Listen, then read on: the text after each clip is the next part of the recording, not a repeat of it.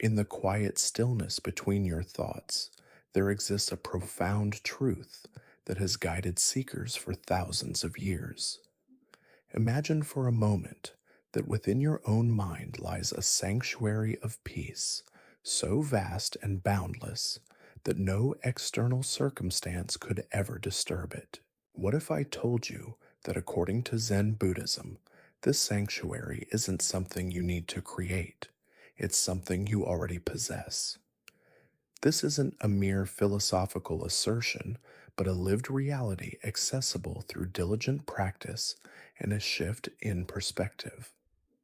To truly grasp this, we must embark on a journey that goes beyond superficial understanding, delving into the very fabric of our being and the nature of our perception. For millennia, human beings have grappled with fundamental questions. What is the source of happiness? How can one navigate suffering? Is there an unchanging essence to who we are amidst life's ceaseless flux? Zen originating in India and flourishing in China and Japan before spreading globally offers a radical and direct answer. It doesn't propose an external deity to worship or a rigid set of dogmas to adhere to.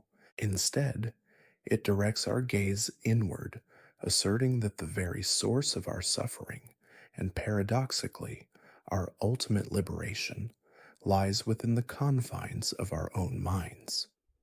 This isn't an abstract concept to be intellectually dissected. It's an invitation to a deeply personal and transformative experience. The journey of Zen is fundamentally one of unveiling, not of acquisition. It's not about adding something new to your life, accumulating more knowledge, or achieving some elevated state. Rather, it's about removing the layers of confusion that prevent you from recognizing what has always been there. Think of it like a beautiful statue obscured by layers of dust and grime. The sculptor doesn't create the statue when cleaning it. They merely reveal what was always present. Similarly, Zen practice aims to strip away the accumulated conditioning, the erroneous beliefs, and the habitual patterns of thought that obscure our innate clarity and peace. This process of divestment of letting go is often more challenging than adding, for it requires confronting and ultimately releasing the very structures we have built to define ourselves and navigate the world. This process culminates in what Zen calls returning to our original face, the face we had before we were born. This evocative phrase points to a reality that precedes our individual identity, our personal history, and all the roles we play. It speaks to a fundamental unconditioned awareness that is our birthright, a state of being that is whole, complete, and utterly undisturbed even in the midst of life's greatest storms. This isn't a regression to an infantile state, but an awakening to a primordial consciousness that underlies and pervades all experience. It's the you before the you was defined by names, labels, and experiences. This journey isn't meant to be merely philosophical. While Zen has a rich philosophical tradition, its heart lies in its intensely practical application. It offers time tested tools for navigating the challenges of everyday existence with greater ease and clarity. The teachings are not abstract theories to be debated in academic circles, but living instructions to be embodied in every moment of our lives. They are designed to transform our relationship with the world, our relationships with others, and most importantly, our relationship with ourselves. The true test of Zen isn't found on the meditation cushion alone, but in the crucible of daily life, how we respond to stress, how we interact with difficult people, how we face loss, and how we savor joy. Consider the profound simplicity of the old Zen saying before enlightenment, chop wood, carry water. After enlightenment, chop wood, carry water. This isn't a dismissal of enlightenment, but a radical redefinition of it. It reveals a fundamental truth. Zen isn't about escaping life, transcending its demands, or retreating to a mountain cave. Instead, it's about being fully present within it.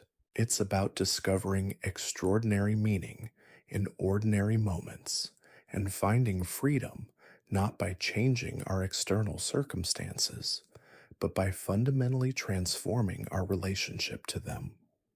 The tasks remain the same, but the inner landscape through which they are performed is utterly transformed. The chop wood carry water after enlightenment implies an effortless engagement, a profound presence, and a sense of interconnectedness that permeates even the most mundane activities. The burden of self conscious striving has fallen away, replaced by an inherent harmony with the flow of existence. To truly grasp this, we must delve deeper into the nature of human suffering. Consider for a moment how much of your suffering comes not from the events themselves, but from your resistance to them. The external circumstances of our lives are often beyond our direct control. Rain falls, people speak harshly, plans go awry. But the internal turmoil, the anguish, the distress we experience often arises from our mental and emotional reactions to these events. When rain falls on your wedding day, is it the rain itself that causes distress? Or is it your attachment to how the day should have been a sun drenched, perfect celebration? The rain is a neutral phenomenon, but our mental judgment of it as bad transforms it into a source of suffering. Similarly, when someone speaks harshly to you, is it their words that hurt, or your clinging to how you wish they had spoken to an idealized image of how others should treat you? Zen invites us to examine these questions deeply, not as intellectual exercises to be pondered and filed away, but as gateways to genuine liberation. By dissecting the mechanism of our own suffering, we begin to dismantle its power over us. This introspection isn't about self blame, but about self empowerment, recognizing where our agency truly lies. The essence of Zen lies in its directness. It doesn't ask you to believe in complex philosophical systems or to adopt elaborate rituals that might feel alien or contrived. Instead, it points directly to your own mind as the source of both your suffering and your freedom. There is no middleman, no external authority whose approval is required. The path is illuminated by the light of your own innate awareness. This direct pointing is often startling in its simplicity, cutting through the layers of intellectualization and spiritual seeking that can sometimes become obstacles in themselves. It's a call to simply look at what is without embellishment or avoidance. Through primary practices like zazen sitting meditation, we learn to observe the mind without becoming entangled in its constant movement. Imagine zazen not as an attempt to empty the mind or force thoughts away, but as a deliberate act of choosing a posture of receptive awareness. We sit typically upright and still and bring our attention to the breath or to the sensations in the body or to the sounds in the environment. Thoughts will arise. This is the nature of the human mind. They will appear like clouds in the sky, sometimes dense and stormy, sometimes light and fleeting. The practice is not to stop these clouds from appearing, but to simply observe them without judgment, without engaging with their content, and without being carried away by them. We discover that thoughts arise and pass away like these clouds in the sky, and that we are not those thoughts, but the vast open awareness in which they appear. This is a profound experiential realization that shifts our sense of identity from the transient contents of the mind to the unchanging spacious container of consciousness. Imagine standing by a majestic river, watching leaves float downstream.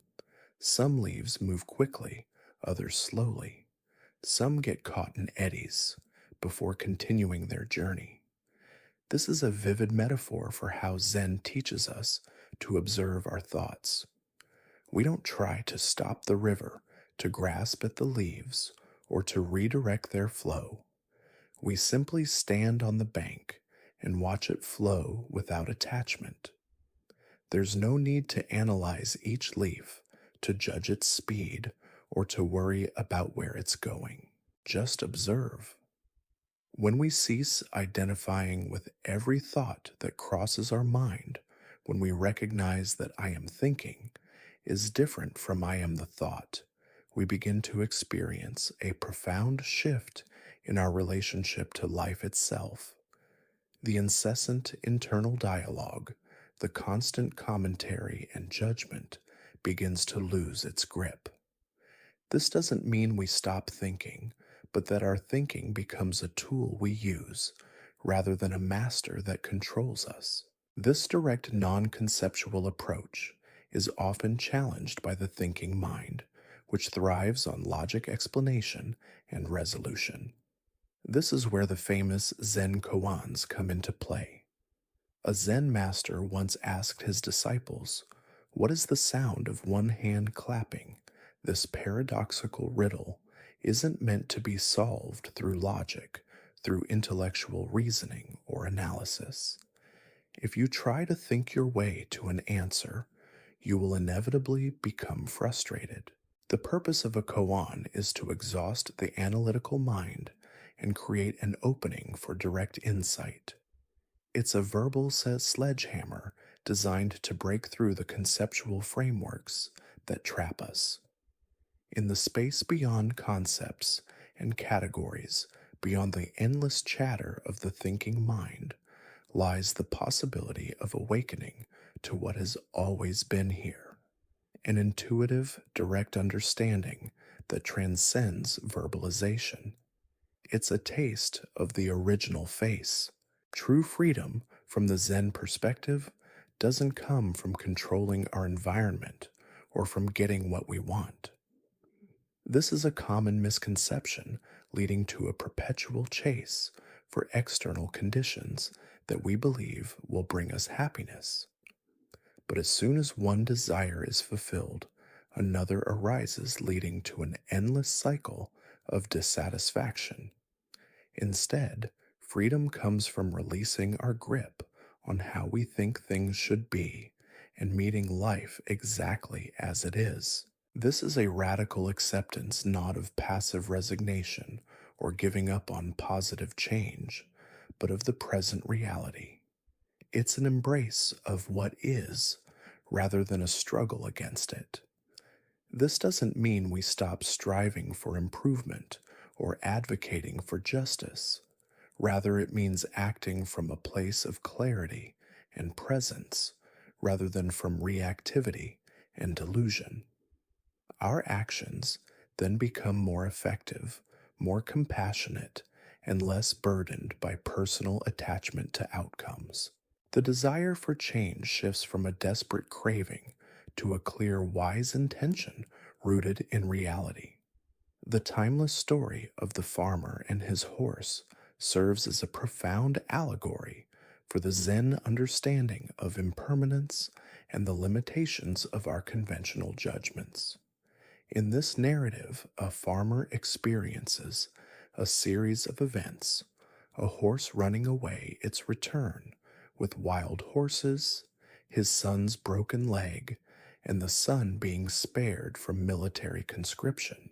To each event, whether seemingly good or bad, the farmer's unwavering response is simply maybe.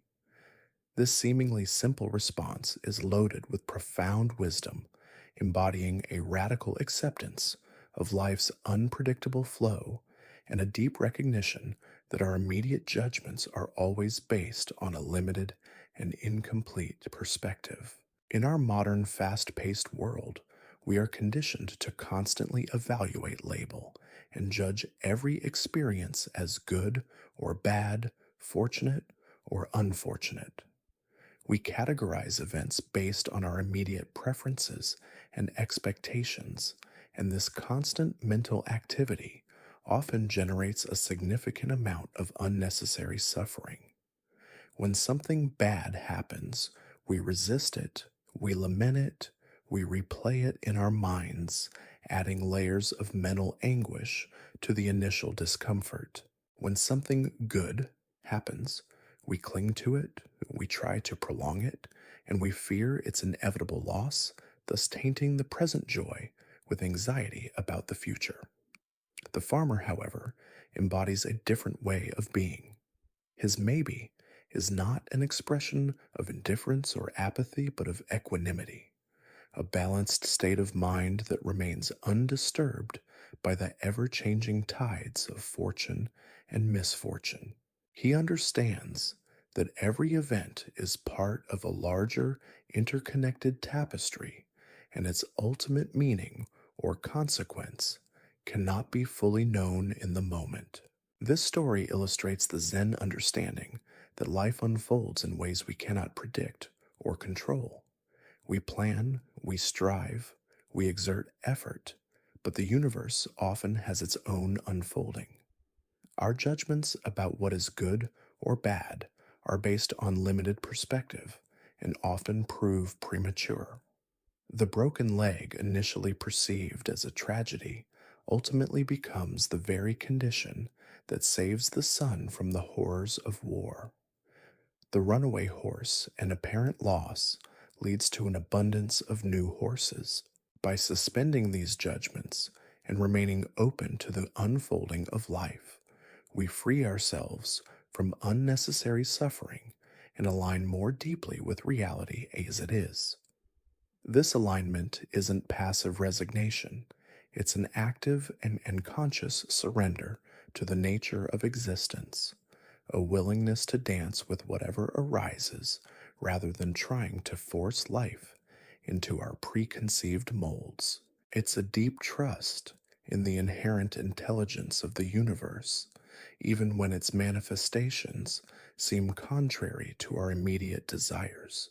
The foundation for cultivating such a profound level of equanimity and acceptance in Zen is the practice of Zazen, or sitting meditation.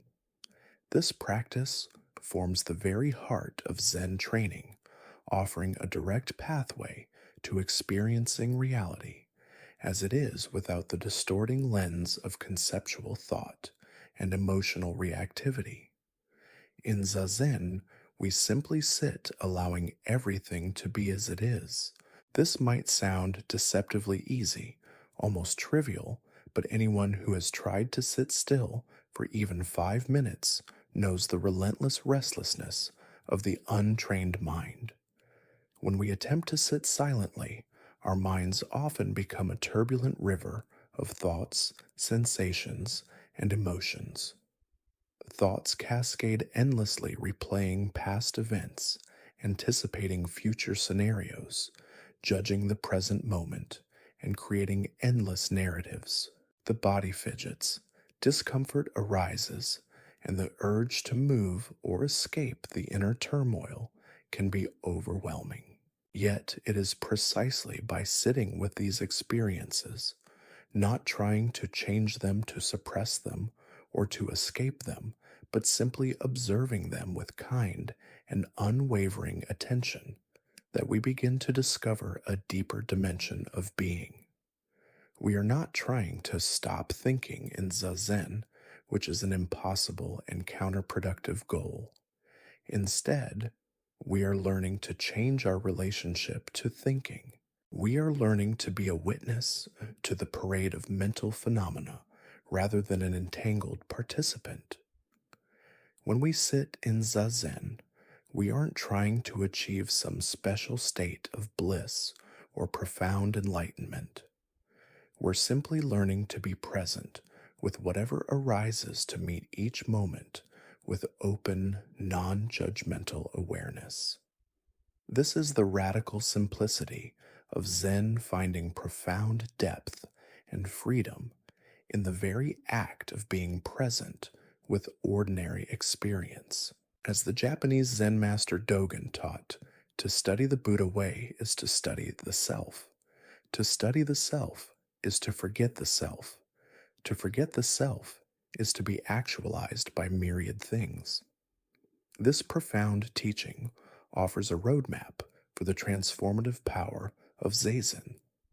When we study the self in meditation, we meticulously observe the workings of our mind, our thoughts, emotions, sensations, and habitual patterns. We see how the self is constructed moment by moment through our thoughts, identifications, and narratives. We observe how we create a seemingly solid, separate entity based on these fleeting phenomena. The deeper we go into this observation, the more we realize the illusory nature of this fixed self. This leads to forgetting the self, not in the sense of erasing our identity or becoming a blank slate, but rather seeing through the illusion of a separate solid self that stands apart from life. It's the realization that the me in here and the world out there are not fundamentally separate. In our everyday lives, we often move through the world as if we are indeed separate from it. We operate from a dualistic perspective, perceiving a clear boundary between me and everything else. This sense of separation creates a fundamental anxiety, a subtle or overt feeling that I am small and vulnerable in a vast and potentially threatening universe.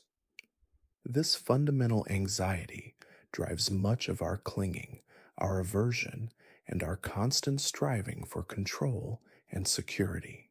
Zen practice helps us recognize that this boundary between self and world is not as solid or impermeable as we imagine. In moments of clear seeing, moments that often arise spontaneously in meditation or when we are deeply absorbed in an activity, we might recognize that we are not separate from the world, but are the world experiencing itself in a particular way. We are not merely contained within the universe. We are a unique manifestation of the universe, intimately interwoven with all existence. This recognition doesn't happen through intellectual understanding alone, though intellectual frameworks can certainly point the way. It emerges through direct experience, through moments when the chattering mind falls silent and we touch life directly without the mediation of concepts or labels. Perhaps you've had glimpses of this while watching a breathtaking sunset where the boundaries between observer and observed seem to dissolve, or during moments of creative flow when you are so deeply immersed in a task that the sense of a separate I doing the work disappears, or in times of great joy or profound sorrow when the usual boundaries of self seem to dissolve and you feel utterly connected to something larger than yourself. Zen practice helps us cultivate the conditions for such insights to arise more frequently and to inform our everyday lives so that these glimpses become more stable and integrated into our moment to moment experience. It is a gradual process of ripening like fruit, slowly maturing on a tree. One of the core teachings of Zen that underpins this understanding of interconnectedness is the principle of non duality, most eloquently expressed in the Heart Sutra's famous line, "Form is emptiness, emptiness is form." This teaching points to the inseparability of the material world form and the boundless, ungraspable, interconnected nature of reality emptiness. It is not saying that form does not exist or that emptiness is a void. Rather, it is pointing to the profound truth that every object, every experience, every thought, every phenomenon has these two aspects simultaneously. It appears solid and real with distinct characteristics form, yet when we look deeply, we find that it is also fluid, interconnected, continuously changing, and utterly lacking an independent inherent existence emptiness. The emptiness here is not an empty void, but rather the empty of fixed, independent self nature, making everything inherently interdependent and interconnected. Consider a wave in the ocean. From one perspective, the wave appears as a distinct entity with its own characteristics. It has a certain height, shape, and movement. We might give it a name, categorize it, and describe its trajectory. Yet from another perspective, the wave is inseparable from the ocean itself. It is made entirely of water, continuously changing, rising from the vastness of the ocean, having its moment of distinct manifestation, and eventually merging back into the boundless vastness from which it arose. It is both a distinct wave and the ocean itself simultaneously. So too with our experiences, our emotions, even our very sense of self. They arise temporarily, have their moment of manifestation, and then pass away, all within the boundless field of awareness. This metaphor of the wave and the ocean is central to understanding non duality. It allows us to see how particularity and universality are not in opposition, but are two sides of the same coin. This understanding profoundly transforms our relationship to suffering. When difficult emotions arise, anger, fear, grief, anxiety, boredom, our habitual tendency is to either suppress them, push them away, and pretend they don't exist, or to be completely overwhelmed by them, identifying with them as I am angry or I am sad. Zen offers a third middle way. We can recognize them as waves in the ocean of our consciousness. Just as a wave is made of water and inseparable from the ocean, so too are our emotions, manifestations of our awareness, not separate entities that can define or control us. We don't need to suppress them, which often leads to them festering unconsciously and emerging in unskillful ways. Nor do we need to be overwhelmed by them drowning in their intensity. Instead, we can allow them to move through us with awareness, knowing they are temporary manifestations rather than defining truths about who we are. They are visitors, not permanent residents. A famous Zen story tells of a monk who asked his teacher, "It is very hot. How shall we escape the heat?" This is a metaphorical question about escaping suffering, discomfort, and undesirable conditions in life. The teacher replied, "Why not go to the place where there is no heat?" The monk intellectually might assume the teacher is suggesting a physical escape, a cool cave, or a distant land. So he inquired, "Where is the place where there is no heat?" The teacher's response cuts through this intellectual interpretation, pointing to a different kind of freedom. When heat comes, heat kills. When cold comes, cold kills. This enigmatic response points to a profound truth. Freedom isn't found by escaping uncomfortable conditions, by trying to manipulate external circumstances to be constantly pleasant. Instead, it's found by meeting them completely, by fully experiencing them, without adding that extra layer of mental resistance that turns physical discomfort into prolonged mental suffering. The place where there is no heat is not a physical location, but a state of mind, a quality of acceptance that transcends the duality of comfort and discomfort. In our daily lives, we spend enormous energy trying to arrange conditions to be just right, seeking the perfect job, the ideal relationship, the dream home, the flawless body. We chase after fleeting pleasures and tirelessly try to avoid any form of pain or discomfort. Zen doesn't dismiss the relative importance of these things or suggest that we shouldn't strive for positive improvements in our lives. However, it reminds us that true peace doesn't depend on getting everything exactly the way we want it.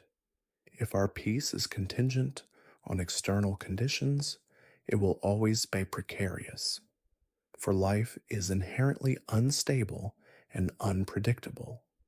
Rather, peace comes from finding the place within that remains undisturbed, regardless of external conditions, like the depths of the ocean that remain still even when the surface is tossed by violent storms. This inner sanctuary is always available, and it is revealed through the practice of mindfulness and acceptance.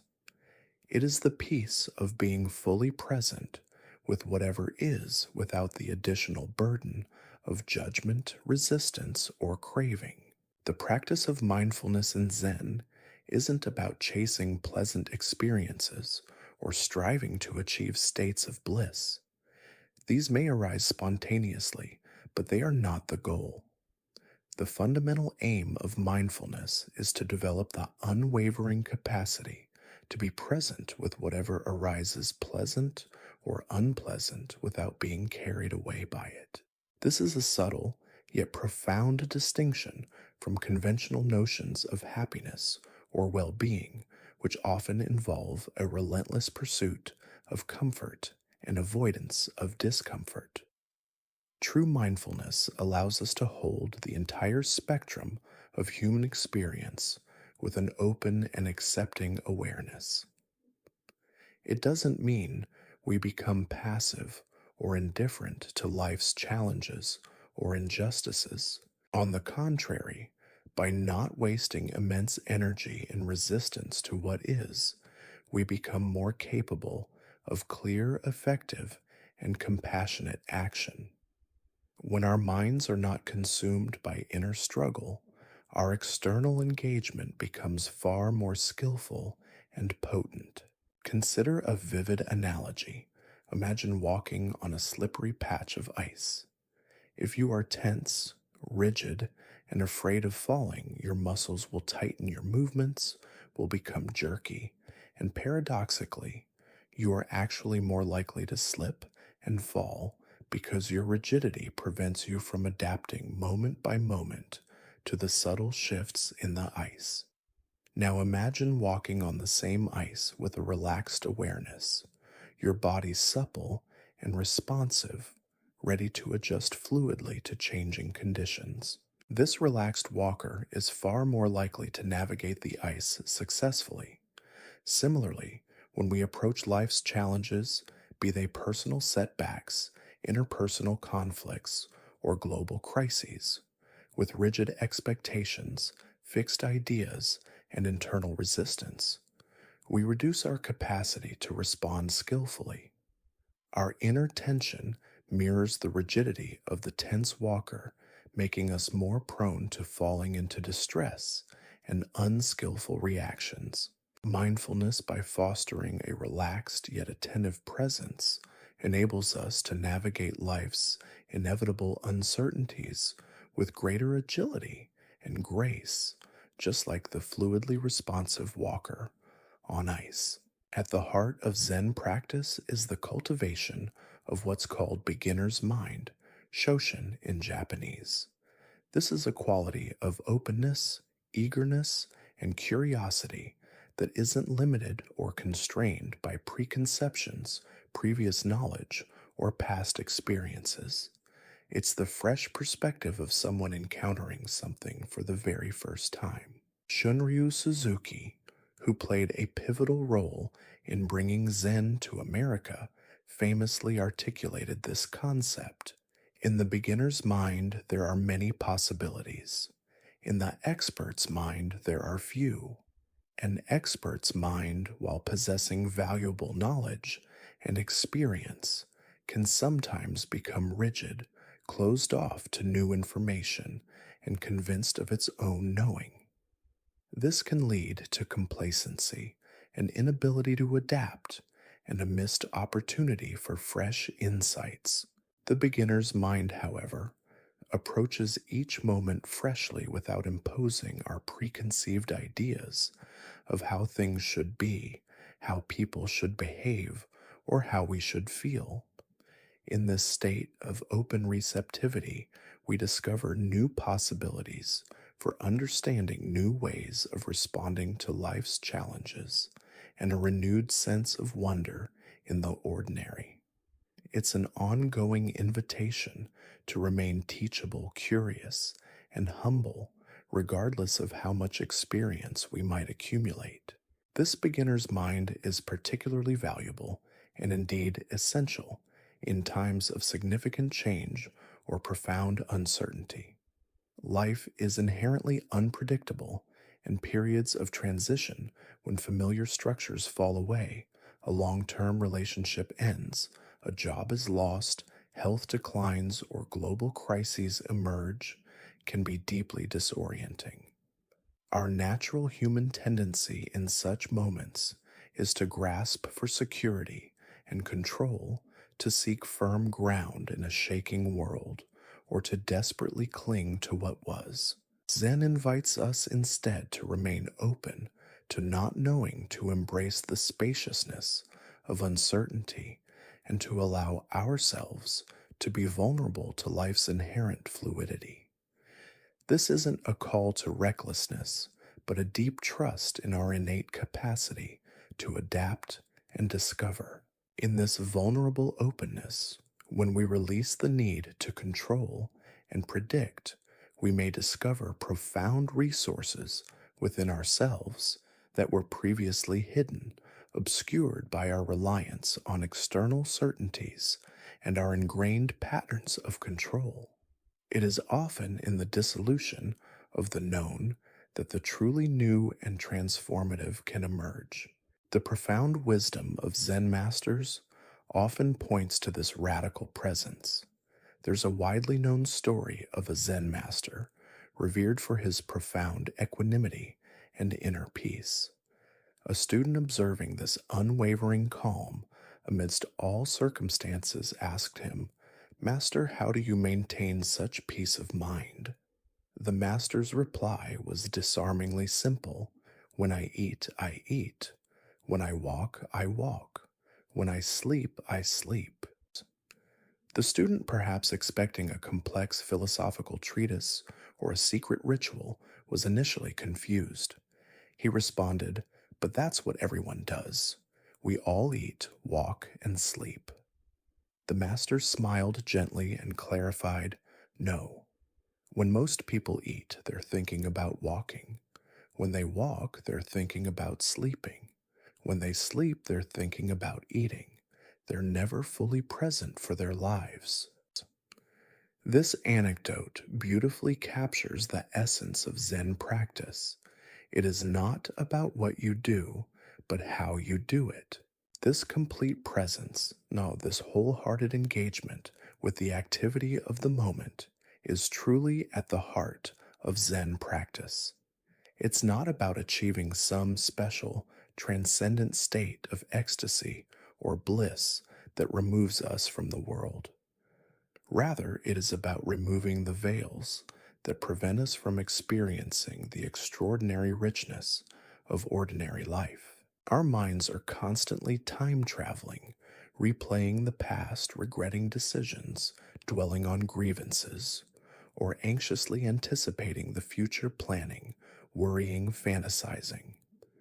This constant mental wandering fragments our attention and pulls us away from the only moment where life actually happens, the present. When we are fully present, for the simple act of drinking a cup of tea, noticing its warmth, its aroma, its subtle flavor. When we are truly listening to a friend, not just hearing their words, but feeling their presence and the subtle nuances of their expression. When we are fully aware of the sensation of the breeze on our skin, the warmth of the sun, or the coolness of the air. In these moments, we touch a dimension of being that is inherently peaceful and complete. The extraordinary isn't hidden, it's simply veiled by our distracted minds.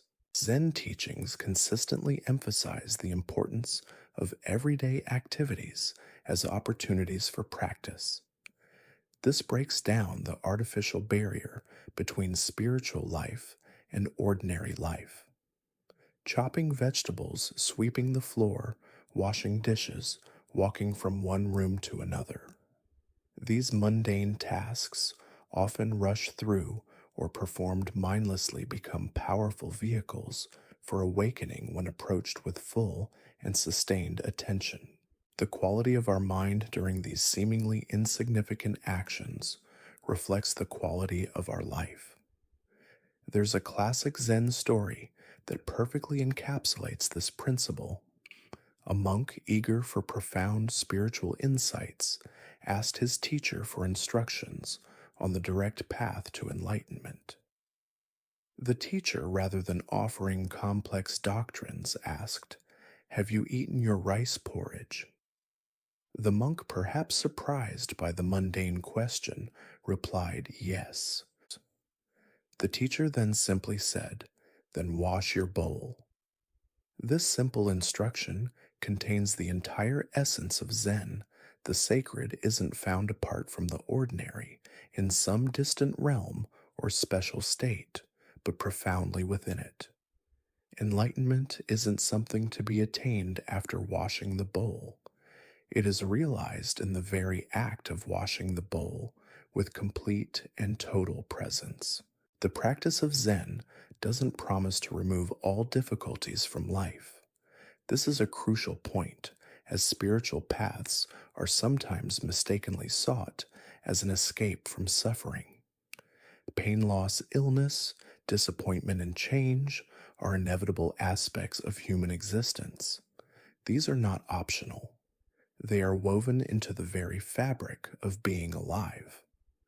What Zen offers is not an escape from these realities, but a way to meet these realities without the additional suffering that comes from resistance. The initial pain is often unavoidable, but the secondary suffering, the lamenting, the self-pity, the anger at what shouldn't be, the clinging to what was, is a mental construct that we add. When we stop fighting against the nature of life, its inherent impermanence, its unpredictability, its occasional harshness, we discover a profound freedom that doesn't depend on perfect conditions. This is a freedom from the tyranny of external circumstances, a freedom of inner resilience.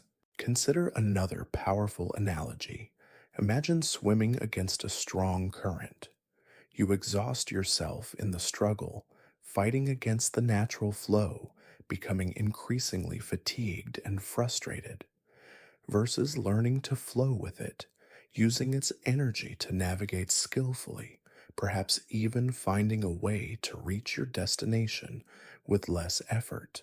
Zen practice helps us recognize when we're swimming against the current of reality, when our mental resistance and expectations are causing us to expend unnecessary energy and experience undue distress. It offers time-tested tools for aligning ourselves more harmoniously with the way things are, with the inherent flow of existence. This isn't about giving up on our goals, but about pursuing them with a mindful awareness of reality, adapting our approach as conditions change, and releasing the desperate clinging to outcomes that often leads to suffering. It's the art of sailing with the wind, even if it's not always blowing in the direction we initially hoped for. One of the most profound and liberating teachings of Zen concerns our fundamental relationship with time. We as modern humans often live as if true happiness, fulfillment, or peace is always located somewhere in the future. We project our desires onto a hypothetical tomorrow. I'll be happy when I achieve my goals. I'll feel secure when I find the right partner. I'll finally relax when I retire with enough money. This constant deferral of happiness creates a chronic state of dissatisfaction where the present moment is merely a stepping stone to a perceived better future. Conversely, many of us live caught in the past, replaying old wounds, dwelling on regrets, romanticizing the good old days, or clinging to past identities. This mental time traveling, whether forward or backward, pulls us away from the only reality we ever truly inhabit, the present moment. Zen points us back with unwavering clarity to the present moment, not as a mere spiritual platitude or an idealistic notion, but as a practical, undeniable recognition that the present is the only place where life actually happens. The past is a memory, a thought. The future is an anticipation, a projection. Neither exists in tangible reality. All that ever truly is this very moment. This radical emphasis on the present is not about ignoring lessons from the past or neglecting planning for the future. Rather, it's about doing so from a foundation of present awareness, ensuring that our mental activity serves us rather than enslaving us. This return to the present isn't achieved through force or sheer willpower. You can't simply command your mind to be present and expect it to comply. Instead, it's cultivated through the gentle yet persistent practice of noticing when the mind has wandered, which it inevitably will thousands of times a day, and patiently, kindly bringing it back to current experience. Think of it like training a puppy. When a puppy wanders off, you don't scold it harshly or punish it. You gently call it back, perhaps with a treat or a loving touch reinforcing the desired behavior. Similarly, in Zen practice, when we notice our minds lost in thought about the past or future, we don't judge ourselves or feel frustrated. We simply acknowledge the wandering and, with patience and kindness toward ourselves, gently bring our attention back to the breath, to a sensation in the body, or to the sounds in the environment. Over time, through this continuous gentle practice, we develop the capacity to rest more consistently in present awareness, neither pulled uncontrollably into the past nor anxiously pushed into the future. The muscle of attention strengthens, allowing us to choose where our focus lies, rather than being at the mercy of habitual mental patterns.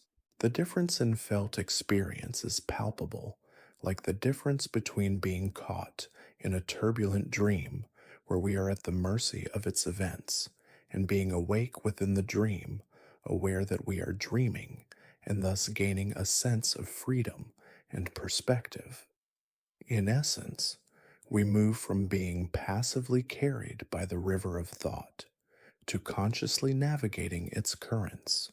The Zen approach to suffering is particularly valuable in our modern world, where we are often conditioned to believe that uncomfortable emotions are problems to be solved, undesirable intruders to be eliminated or avoided. When sadness arises, our immediate impulse is often to reach for distractions, food, entertainment, social media, endless tasks, anything to numb or escape the feeling. When anxiety appears, we try to think our way out of it, engage in excessive planning, or numb it with substances often exacerbating the underlying distress. This avoidance, while offering momentary relief, prevents us from truly processing and integrating our emotional experiences, leading to a buildup of unresolved psychological burdens. Zen offers a radically different path to turn toward our suffering with kind attention. Rather than fighting or fleeing from difficult emotions, we are invited to create space for them, to give them permission to be felt fully and to recognize that they too are simply passing phenomena like clouds in the skies, rather than defining realities about who we are.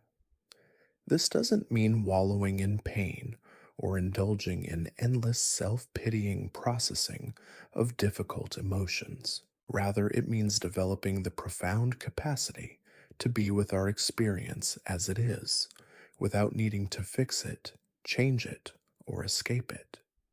Paradoxically, it is often through this complete and non resistant acceptance that genuine transformation naturally occurs. When we stop struggling against the emotion, its intensity often diminishes, and its underlying message or energy can be integrated in a healthy way. A Zen student once came to his teacher in great distress, lamenting, "Master, I'm feeling so much anger lately. What should I do?"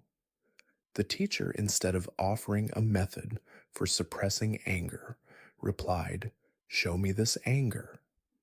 The student, momentarily confused, said, "Well, I'm not angry right now, but it keeps coming up." The teacher smiled gently and said, "So it's not who you are. It's just something that visits occasionally. When it comes again, welcome it in for tea.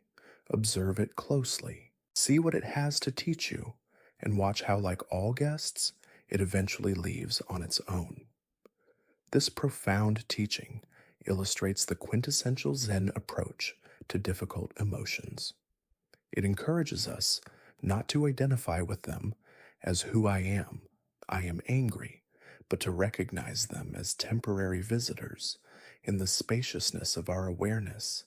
Anger is arising and being experienced. This subtle but crucial shift in perspective creates a profound change in our relationship to emotional states. It liberates us from being defined by fleeting feelings, allowing us to experience them fully without being controlled by them. Zen practice also fundamentally transforms our relationship to desire. Much of our suffering in the Buddhist view comes from wanting things to be different than they are. This manifests as a constant state of craving and aversion, wanting more pleasure, less pain, more recognition, less criticism, more comfort, less discomfort. We live in a perpetual state of reaching for what isn't here and pushing away what is. This creates a background hum of dissatisfaction, a subtle sense of incompleteness that colors our experience even in relatively fortunate circumstances. We are often caught in a hedonic treadmill where each achieved desire briefly satisfies before a new wanting arises, keeping us in a perpetual state of seeking and dissatisfaction. The Buddha, at the very core of his teachings, identified this restless wanting, this incessant craving tanha in Pali, as the root of suffering. But the solution isn't to eliminate desire entirely. This is an impossible and arguably unnecessary goal. Human beings are by nature desiring creatures.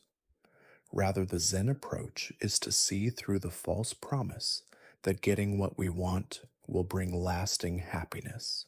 When we observe closely with mindful awareness, we notice that even when we get exactly what we desire, that new car, that promotion, that longed for relationship, the satisfaction is often brief, fleeting, before a new wanting arises to fill the void.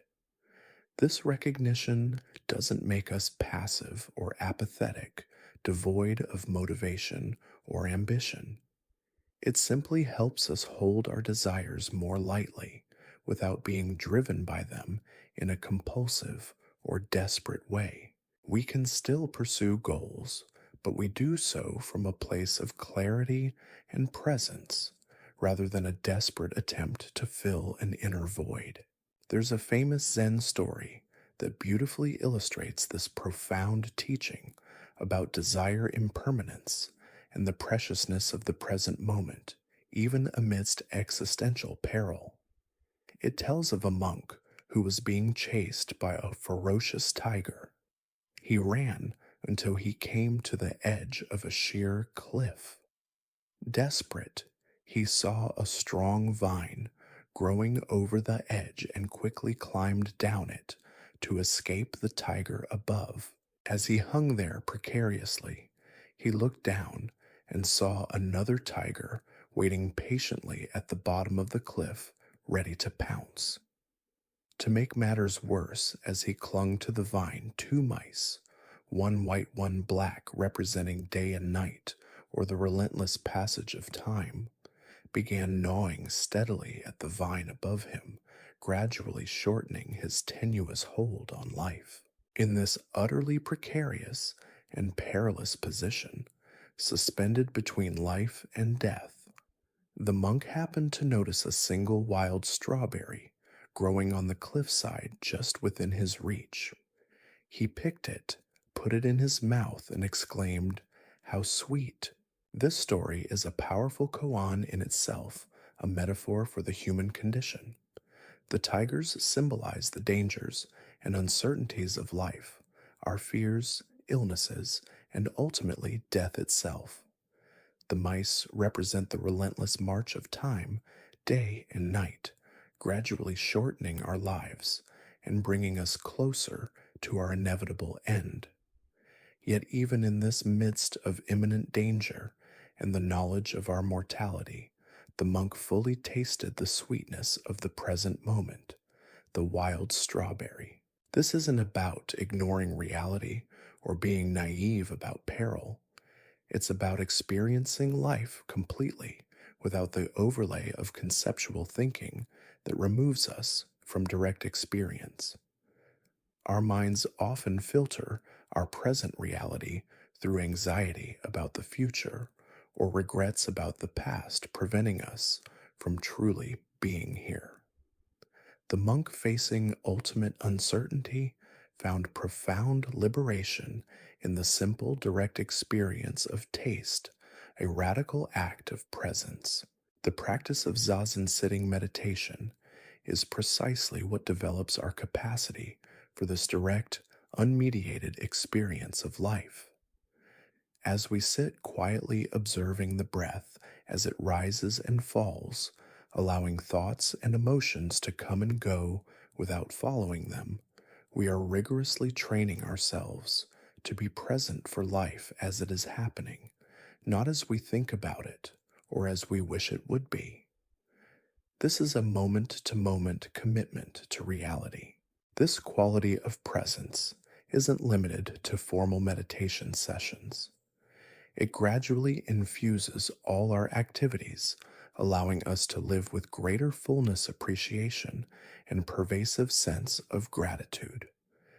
The boundaries between formal practice and everyday life begin to dissolve, and everything becomes practice.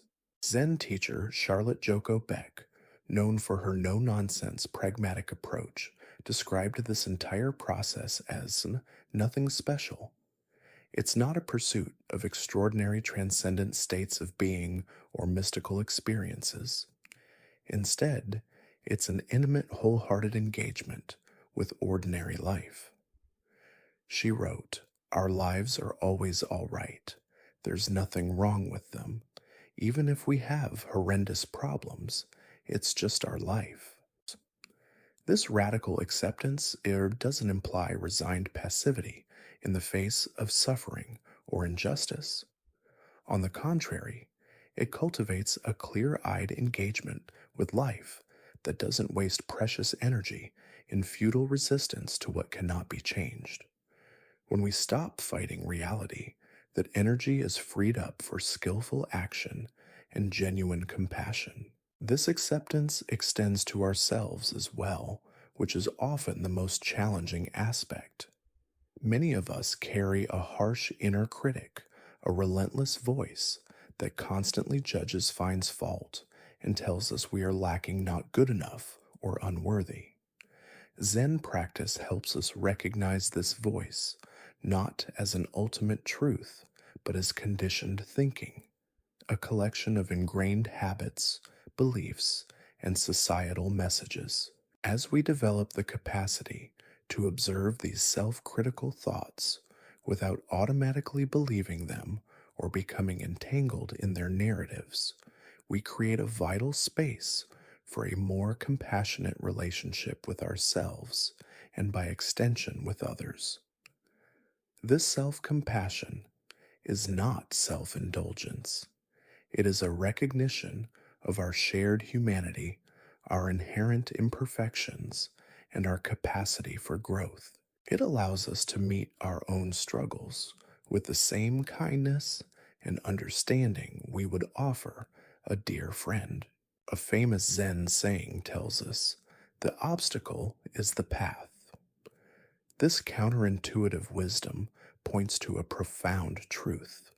The very difficulties, challenges, and uncomfortable situations we instinctively try to avoid often contain our greatest opportunities for growth, learning, and awakening. When we stop seeing challenges as interruptions to our life, as unwanted deviations from our ideal path, and instead start recognizing them as our life, as the very curriculum perfectly designed for our particular learning and development, our relationship to difficulty is fundamentally transformed. It's no longer an enemy to be vanquished, but a teacher to be learned from. Consider how a muscle grows stronger, not by avoiding exertion, but through the resistance of weights or through overcoming challenges. Or how a pearl forms around an irritating grain of sand within an oyster, transforming an irritant into something precious. Similarly, our capacity for wisdom, resilience, and compassion develops not despite life's difficulties, but precisely because of them, if we learn to work with them skillfully rather than simply reacting to them habitually. This doesn't mean we seek out suffering or passively accept injustice. Zen has a long and honorable tradition of social engagement. Engaged Buddhism, with practitioners working actively to alleviate suffering in the world. The difference is in how this action arises not from aggression, self righteousness, or a desperate need to fix, but from a clear seeing of what is truly needed in each situation, a seeing unobstructed by rigid ideologies or personal agenda. Compassionate action flows naturally from this clear seeing, unburdened by attachment to outcomes. The 13th century Japanese Zen master Dogen beautifully articulated this process of self forgetting and being actualized by myriad things. To study the Buddha way is to study the self. To study the self is to forget the self. To forget the self is to be actualized by myriad things. This forgetting of self doesn't imply erasing our individuality or becoming a mindless automaton. Instead, it means seeing through the illusion of a separate, independent self that stands apart from the rest of existence. When we recognize our fundamental interconnectedness with all of life, that we are not isolated islands, but intricate threads in the vast tapestry of existence, compassionate action flows naturally. It's not something we have to force ourselves to do out of a moral imperative, but rather the spontaneous natural expression of our true nature, which is inherently compassionate. In Zen, this profound recognition of our true nature isn't considered a special achievement reserved for spiritual virtuosos, an elite few who have undergone extraordinary experiences. It is considered our birthright as human beings. Each of us has what's called Buddha nature, the inherent capacity for awakening to our true nature. This awakening isn't about becoming something we're not or acquiring a new elevated identity. It's about recognizing what we've always been, what has always been present beneath the layers of conditioning confusion and the self narratives we've constructed. It's the luminous core that remains untouched by the shifting tides of experience. A Zen master was once asked, "What is Buddha?" He replied, "3 pounds of flax." This seemingly nonsensical answer is a classic example of a Zen koan designed to cut through intellectualization and point directly to reality. It highlights the fact that Buddha nature isn't some mystical, elusive essence hidden deep within us or a supernatural being. Rather, it is the ordinary, everyday reality of our existence. It's not something to be attained in the distant future through arduous effort, but to be recognized right now in the midst of our imperfect, messy human lives. It's in the smell of coffee, the sound of traffic, the sensation of our feet on the ground. This recognition doesn't happen once and for all in a single dramatic flash. It occurs in moments gradually becoming more stable, more integrated, and informing more of our life as we continue to practice. The journey of awakening is a continuous process of deepening insight, not a final destination. The Zen path, therefore, is not about reaching a final destination, a fixed state of permanent enlightenment. It is about an ongoing process of awakening, of seeing more and more clearly the true nature of reality and our place within it. This journey of awakening is not linear, like climbing a ladder, but spirals back on itself, revisiting the same territories with deepened understanding, like walking a familiar path with new eyes each time. As the saying goes, before enlightenment, chop wood, carry water. After enlightenment, chop wood, carry water. The activities may look identical from the outside, but they're experienced profoundly differently from the inside, with less struggle, greater presence, and a profound abiding sense of connection to all of life.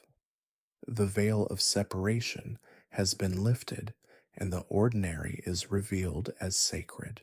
In our modern world, characterized by constant distraction, relentless acceleration, and an insatiable appetite for stimulation, the invitation of Zen to slow down and pay attention can feel both immensely challenging and desperately needed. We've become accustomed to a state of divided attention, a pervasive fragmentation of our awareness. We check our phones while in conversation, half listening to our companion while our minds are already formulating the next text message. We think about work while trying to be present with family, our thoughts drifting to emails and deadlines. We plan tomorrow's tasks while barely tasting today's meal, rushing through the present in anticipation of the future. This fragmented awareness leaves us feeling perpetually unsatisfied, a subtle hum of discontent that persists even when we're doing it all. We are always seeking the next thing, the next experience, the next achievement, without ever fully experiencing what's already here now. Zen practice directly counteracts this tendency, not by forcing the mind to concentrate through sheer willpower, which often leads to frustration and inner struggle, but by gently awakening interest in the present moment. It's an invitation to curiosity to explore the richness of what's already here. When we truly pay attention to the sensation of breathing, the subtle expansion and contraction of the abdomen, the coolness of the air entering the nostrils, the warmth of the air leaving. When we notice the intricate play of light on water, the shimmer and dance of reflections.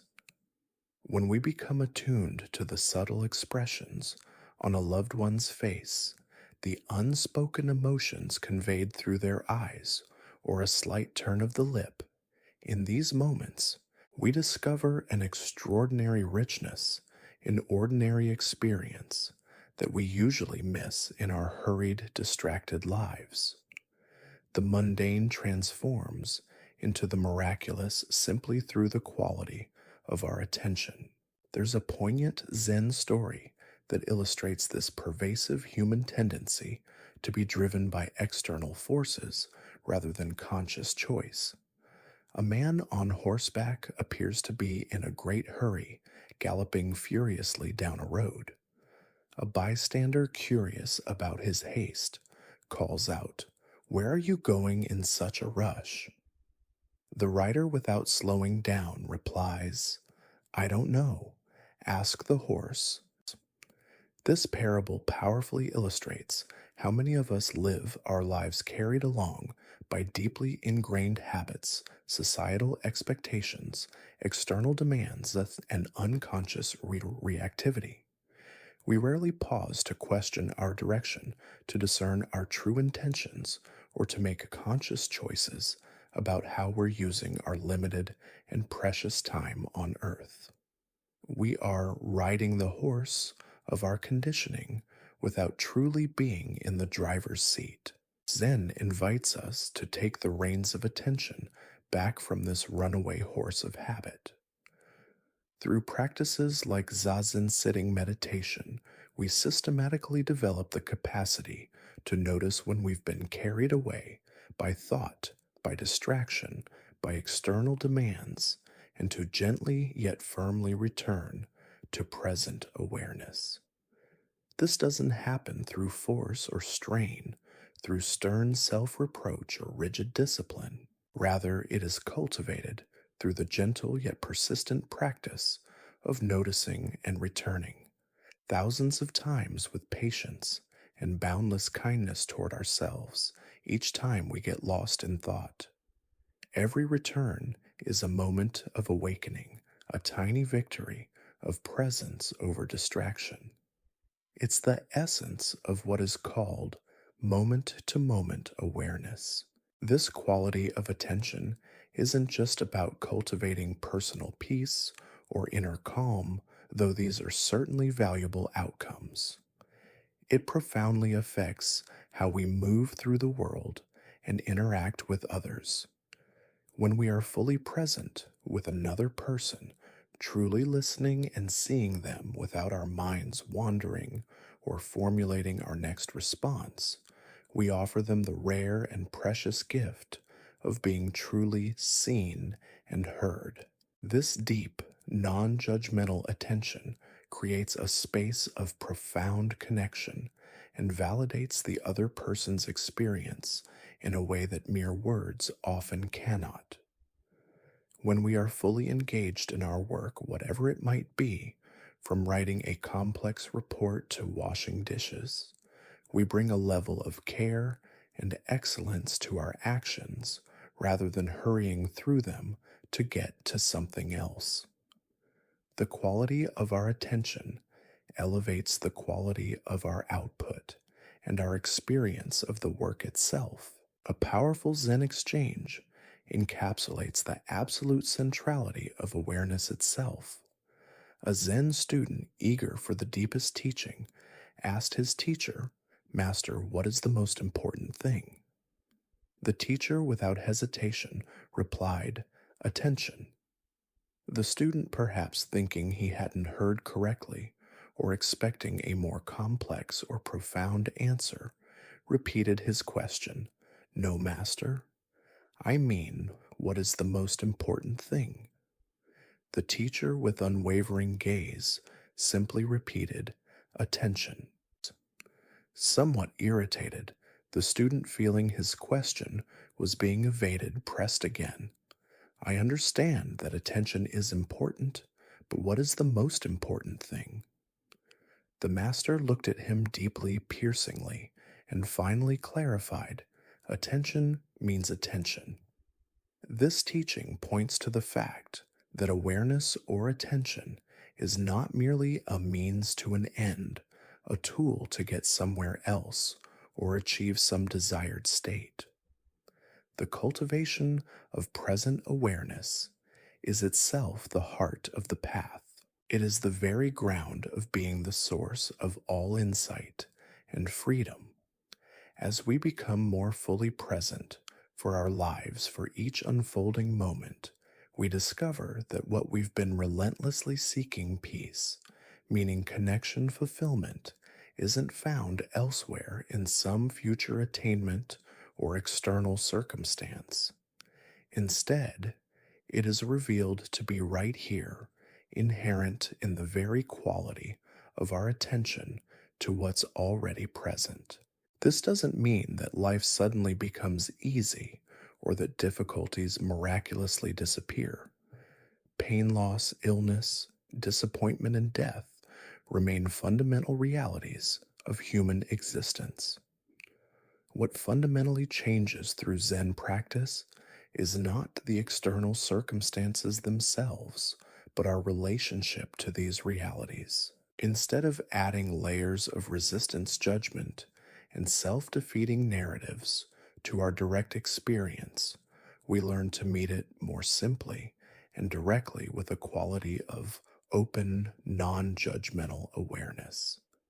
This radically transforms the experience of suffering. Consider the universal experience of physical pain.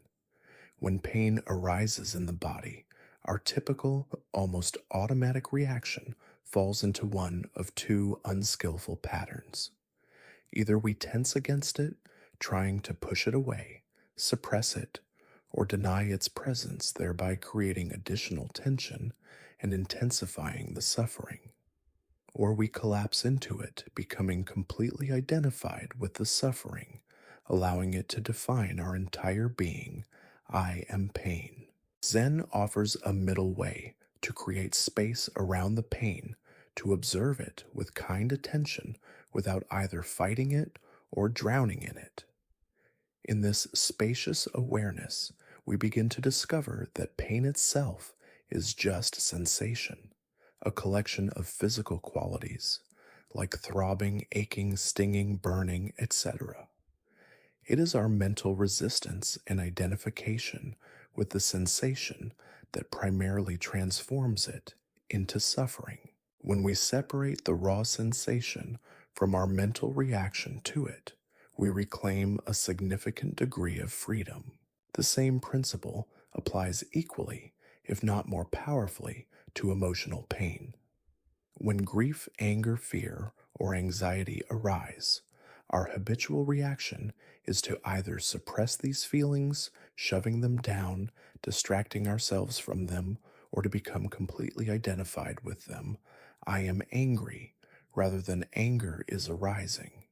Zen practice helps us recognize that emotions, like all phenomena, arise and pass away within the boundless field of awareness. They are real, they are powerful, but they are also temporary and fluid. They are significant, but not all defining. This understanding doesn't make us cold, detached, or indifferent. Quite the contrary. It actually allows us to engage more fully and intimately with life's intensity.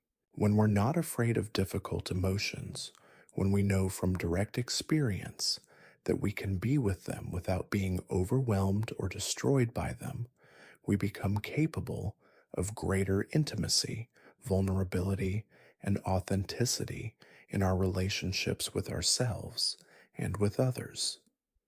We can meet the full spectrum of human experience with courage and an open heart. The 13th century Zen master Dogen offered another enigmatic yet profoundly insightful statement. To carry yourself forward and experience myriad things is delusion, that myriad things come forth and experience themselves is awakening. This points to a fundamental shift in perspective.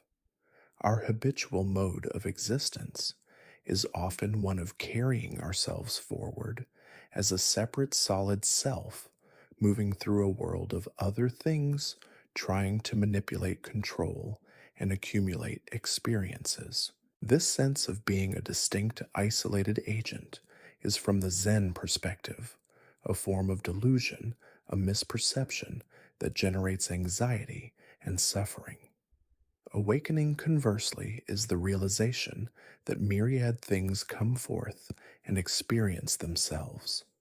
It's a recognition that we are not separate entities observing the world, but rather that we are the world experiencing itself in a particular way. We are the eyes through which the universe sees the ears, through which it hears the consciousness, through which it knows itself. This shift isn't just philosophical, it has profound implications for how we live. When we recognize our fundamental interconnectedness with all of life, compassion flows naturally. It's not something we have to force or fake or something we perform out of a sense of moral obligation. Instead, it is the natural, spontaneous response of a heart that doesn't see itself as separate from the suffering of others. The perceived boundary between my suffering and your suffering begins to dissolve, revealing a shared vulnerability and a shared capacity for joy. A Zen story beautifully illustrates this, focusing on the nature of anger and true identity.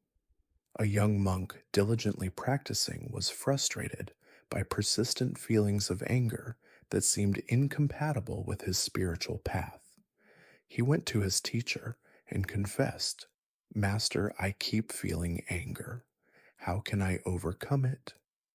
The teacher, instead of offering a technique to suppress or eliminate the anger, asked, "Show me this anger." The monk, confused by the directness of the request, replied, "Well, I'm not angry right now, master. The anger comes and goes." The teacher smiled and said, "That's not your true nature then. If it were your true nature, it would be present all the time, like your nose or your eyes. These angry thoughts are just passing clouds in the sky of your mind.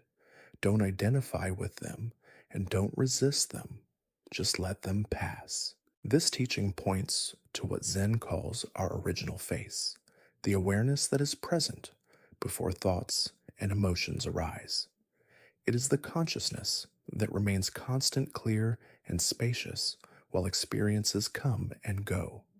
It's the ever-present sky, unchanging, even as clouds of varying shapes and densities pass through it. Through consistent practice, we gradually learn to rest in this fundamental awareness, rather than being habitually carried away by every thought and feeling that crosses our inner landscape. We discover that "I am angry" is a temporary state, not an ultimate truth about who we are. This doesn't mean we become passive or indifferent to the world. In fact, when we're not exhausting ourselves in inner struggle and resistance, when our energy is not consumed by fighting or clinging to our emotions, we actually have more energy available for effective action in the world. The mind becomes clearer, our responses more appropriate, and our actions more impactful because they arise from a place of wisdom rather than reactivity. This is the essence of the bodhicitta or bodhisattva ideal in Zen, the awakened being who works tirelessly for the benefit of all sentient beings. This ideal is not about martyrdom, self-sacrifice, or abandoning one's own well-being. It is about the natural expression of wisdom and compassion once the illusion of separation has been seen through. When one genuinely recognizes their interconnectedness with all life, compassionate action is no longer a burdensome duty, but a spontaneous and joyful expression of one's deepest nature. It's like seeing your own hand in pain and naturally moving to soothe it. There's no question of should I help, because the other is perceived as an extension of oneself. In our daily lives, this profound understanding might manifest in countless ways. It might look like being more patient and understanding with a difficult family member, not because you're suppressing your own feelings, but because you clearly see their challenging behavior as coming from their own suffering, their own conditioning, rather than as a personal attack directed at you. It might manifest as having the courage to speak truth to power, to stand up for justice, because you're less controlled by personal fear or the need for approval, having seen through the illusion of a vulnerable, separate self. It might appear as the capacity to stay present with a friend's profound grief without needing to fix or change it, simply offering the gift of your presence and listening because you are comfortable with the full, messy range of human emotion, including sorrow. These are not grand dramatic acts, but profound shifts in our everyday way of being. The practice of Zen isn't ultimately about achieving some special, extraordinary state or having transcendent experiences that lift us out of ordinary life. On the contrary, it's about showing up fully for ordinary life, with all its inherent joys and sorrows, its breathtaking beauty, and its inevitable pain. As Zen teacher Charlotte Joko Beck, with her characteristic directness, wrote, "Our practice is not to clear up the mystery, it is to make the mystery clear." This clarity doesn't come from figuring everything out intellectually, from mastering complex philosophical systems, or from finding definitive answers to life's existential questions. It comes from a direct, unmediated perception that's available when the mind becomes still and profoundly present. It's like the fundamental difference between reading an exhaustive book about water and actually drinking it, experiencing its refreshing coolness directly, or between meticulously studying a map of a vast terrain and actually walking the terrain, feeling the earth beneath your feet and the wind on your face. Zen emphasizes direct experience over conceptual understanding, though both have their place and can support one another. This distinction between intellectual understanding and direct experience is beautifully illustrated in a famous Zen story about a scholar. A university professor full of intellectual knowledge and opinions came to visit a renowned Japanese Zen master to inquire about Zen. As they sat together, the master began to serve tea. He poured until the visitor's cup was completely full, but then, to the professor's astonishment, he continued to pour so that the tea spilled over the rim and onto the table, creating a growing puddle. The professor, watching the overflow with increasing agitation, finally exclaimed, "It's full, no more will go in." The master stopped pouring and with a knowing smile gently replied, "Like this cup, your mind is full of your own opinions and speculations. How can I show you Zen unless you first empty your cup?" This teaching powerfully reminds us that sometimes our greatest obstacle to genuine insight and direct experience is precisely what we think we already know: our accumulated knowledge, our fixed ideas, and our intellectual certainty. The practice of beginner's mind, approaching every experience with radical openness and profound curiosity rather than preconceived ideas or fixed judgments, creates the necessary space for fresh perception and direct unmediated understanding. It's a willingness to say, I don't know, and to truly listen and see. In Zen, this profound understanding isn't considered something esoteric or separate from everyday life, relegated to sacred spaces or special rituals. The mundane activities of eating, walking, working, and relating become the very field of practice. As the saying goes, Zen is not some kind of excitement, but concentration on our usual, everyday routine. This focus on the ordinary doesn't mean Zen is devoid of mystery, wonder, or profundity. On the contrary, as we learn to be fully present for simple experiences, the taste of tea, the sound of rain, the sensation of breathing the warmth of the sun, we discover an extraordinary richness that was always available, always present, but consistently overlooked in our habitual rushing planning and incessant thinking. The nothing special of everyday life is revealed as utterly magnificent. Zen practice also transforms our fundamental relationships to effort. Many of us have been conditioned by a culture that values striving achievement and constant exertion, leading us to believe that trying harder is always the answer, that sheer force of will can overcome any obstacle. Zen offers a dramatically different perspective, one that might be called effortless effort, or non doing Wu Wei in Taoist philosophy, which influenced Zen. This doesn't mean passivity, laziness, or apathy. It means a quality of engagement that isn't driven by frantic striving or dominated by the sense of a separate self making things happen. It's a relaxed yet highly attentive engagement. Consider the subtle but significant difference between actively trying to fall asleep, which often results in increased wakefulness and frustration, versus simply creating the conditions for sleep, dark room, quiet, relaxed body, and then allowing sleep to happen.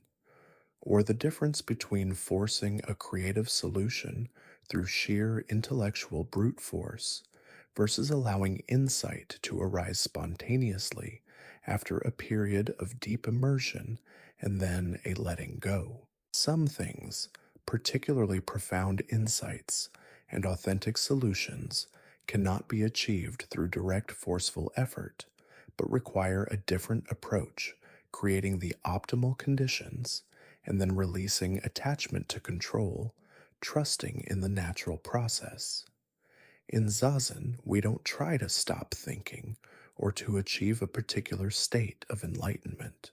We simply create the conditions: a stable posture, present attention to the breath, a relaxed body, and allow the natural settling of the mind to occur. As Zen master Shunryu Suzuki so beautifully put it, Zen practice is to open up our small mind. This opening happens not through force or coercion, but through sustained, gentle, and unwavering attention. It's an unfolding, not a fabrication. This principle of effortless effort applies far beyond formal practice to all aspects of life. Often, our very effort to solve a problem keeps us locked in the same patterns of thinking that perpetuate the problem in the first place. When we step back, allow space, and approach the situation with beginner's mind, with openness, curiosity, and a willingness to not know, new possibilities emerge that weren't visible from within our habitual constrained perspective. The solution often arises organically from the spaciousness of non striving. A Zen story illustrates this beautifully, highlighting the illusory nature of perceived malice and the power of perception. A man was rowing his boat on a misty morning, barely able to see ahead. Suddenly, another boat, unseen in the fog, collided with his. He became furious, feeling wronged and outraged, and began shouting angrily at the other boater. But as the mist gradually cleared, he saw that the other boat was entirely empty, simply drifting with the current, having no intention or conscious action. His anger immediately disappeared. This parable points to how much of our emotional reactivity, our anger, frustration, and resentment comes from the attribution of intention to events. When we believe someone is deliberately causing us difficulty, when we personalize events, we react with powerful negative emotions. When we recognize that most people are simply carried along by their own conditioning, their own unseen currents, like empty boats drifting with the current, compassion naturally arises and the need for blame dissolves. This doesn't mean we become passive in the face of harmful behavior. We can still set clear boundaries, protect ourselves, and work for positive change and accountability. But we do so without the added suffering of rage and resentment, without taking things so personally, and without the illusion that others are acting purely out of malice. This profound shift from reactivity to responsibility, the ability to choose our response rather than being driven by habitual patterns, is one of the most valuable fruits of Zen practice. It empowers us to act from a place of clarity and wisdom rather than being swept away by unexamined emotions. The Zen approach to difficulty is powerfully captured in a saying often attributed to Shunryu Suzuki. The most important thing is to find out what is the most important thing. This seemingly simple statement points to a profound truth. When we're caught up in the details of a challenging situation, entangled in the immediate problem, the emotional turmoil, and the frantic search for solutions, we often lose sight of what truly matters, of our deeper values and purpose. Zen practice, particularly through sitting meditation, helps us step back, gain perspective, and reconnect with these deeper values. It's like ascending a mountain. When you're in the thick of the forest, all you see are the immediate trees and obstacles. But from the vantage point of the entire mountain range, the specific hill we're currently climbing doesn't seem so insurmountable. It becomes part of a larger navigable landscape. Similarly, from the perspective of our whole life journey, today's crisis, however overwhelming it may feel, may appear as just one chapter in a longer evolving story. This perspective doesn't magically eliminate problems, but it puts them in a larger context, allowing us to approach them with greater equanimity and strategic insight. The wisdom of the maybe farmer story recounted earlier is a cornerstone of the Zen perspective on the unpredictability of life and the inherent limitations of our judgments about what is truly fortunate or unfortunate.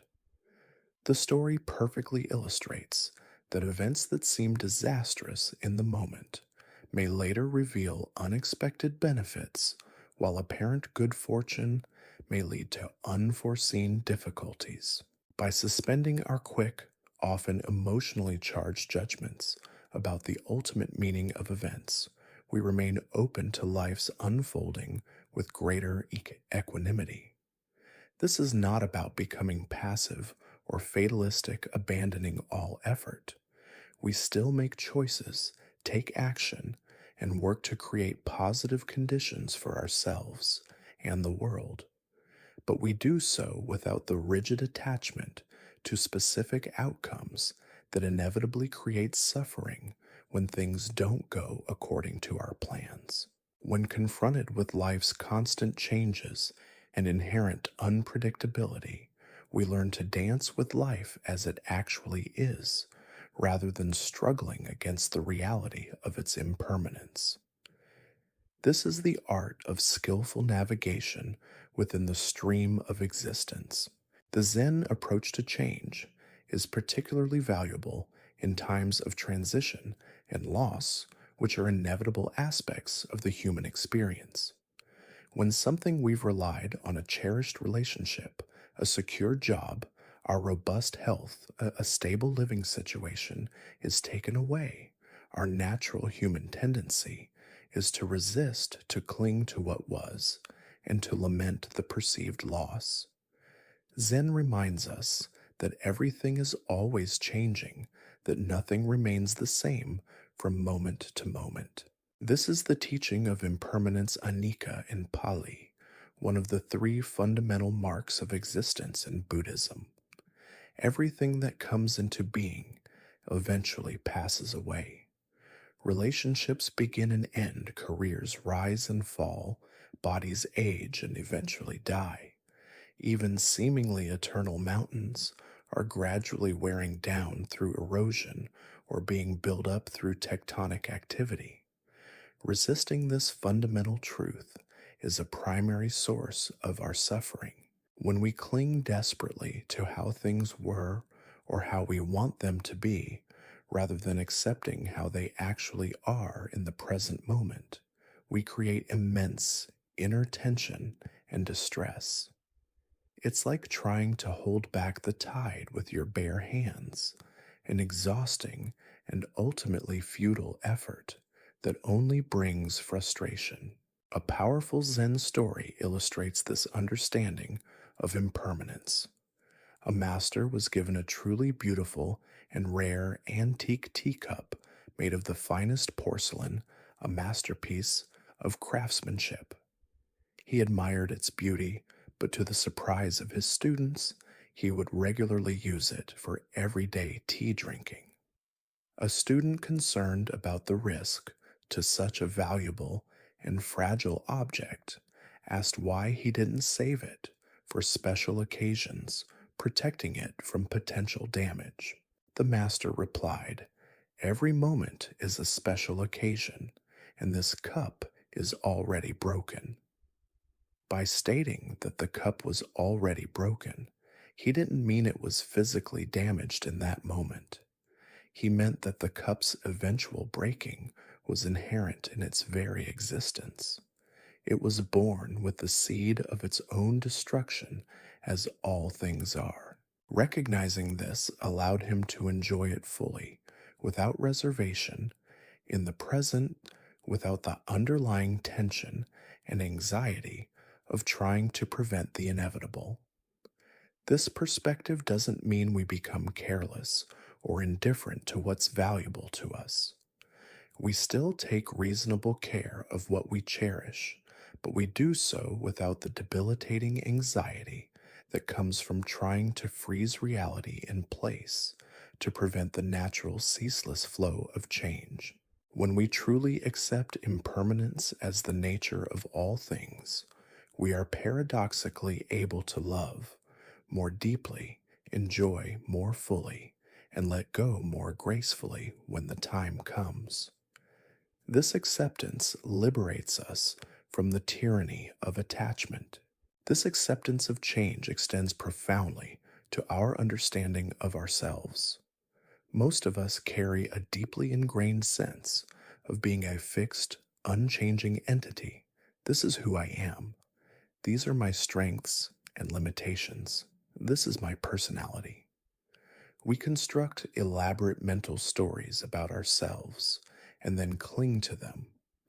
Zen challenges this fixed identity, pointing out that we too are in constant flux. The person we are today is not identical to who we were 10 years ago or who will be 10 years from now. Our cells are regenerating, our thoughts are changing, our experiences are molding us.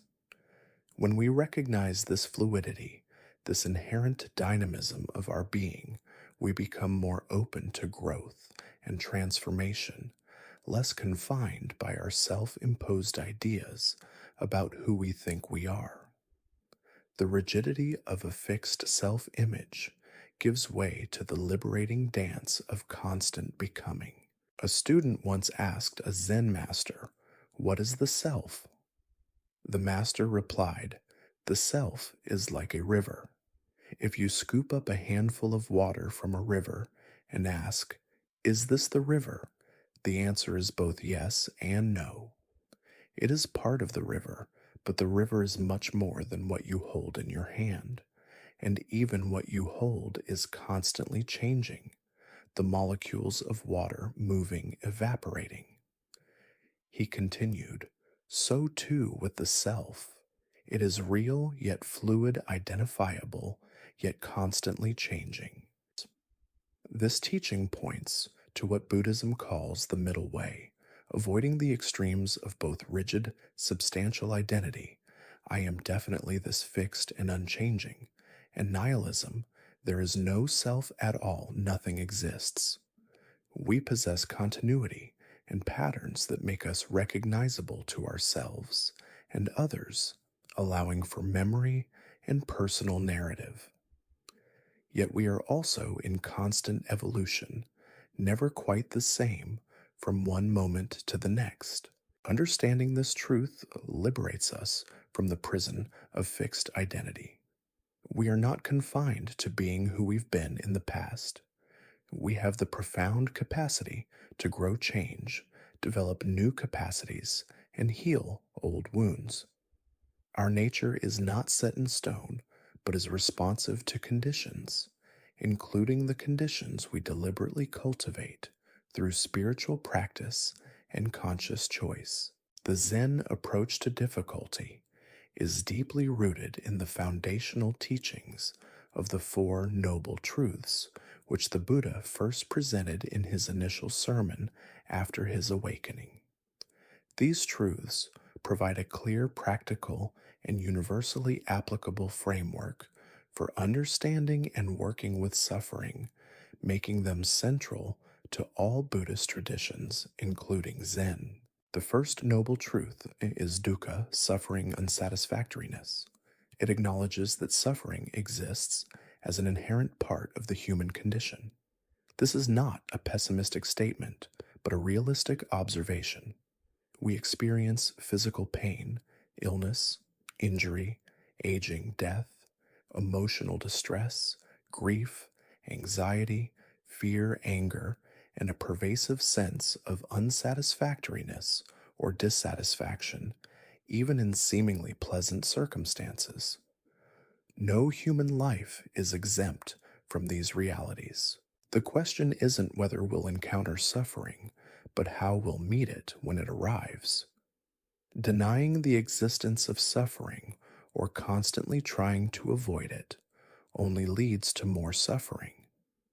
Zen encourages us to acknowledge, face, and be present with pain rather than escaping it. This acknowledgement is the first crucial step toward liberation. The second noble truth is samudaya, the cause of suffering. It identifies the cause of suffering as craving and aversion, or more broadly, our relentless wanting things to be different than they are.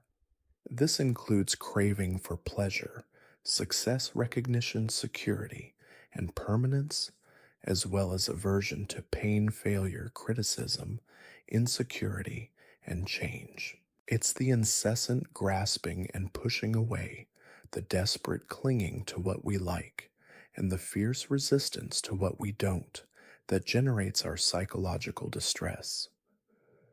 Our mental habits of attaching to outcomes and resisting reality create a constant inner tension, a background hum of dissatisfaction. Rather than blaming others or external circumstances for our distress, Zen invites us to look deeply at how our own mental habits, our patterns of craving and aversion, contribute to and perpetuate our suffering.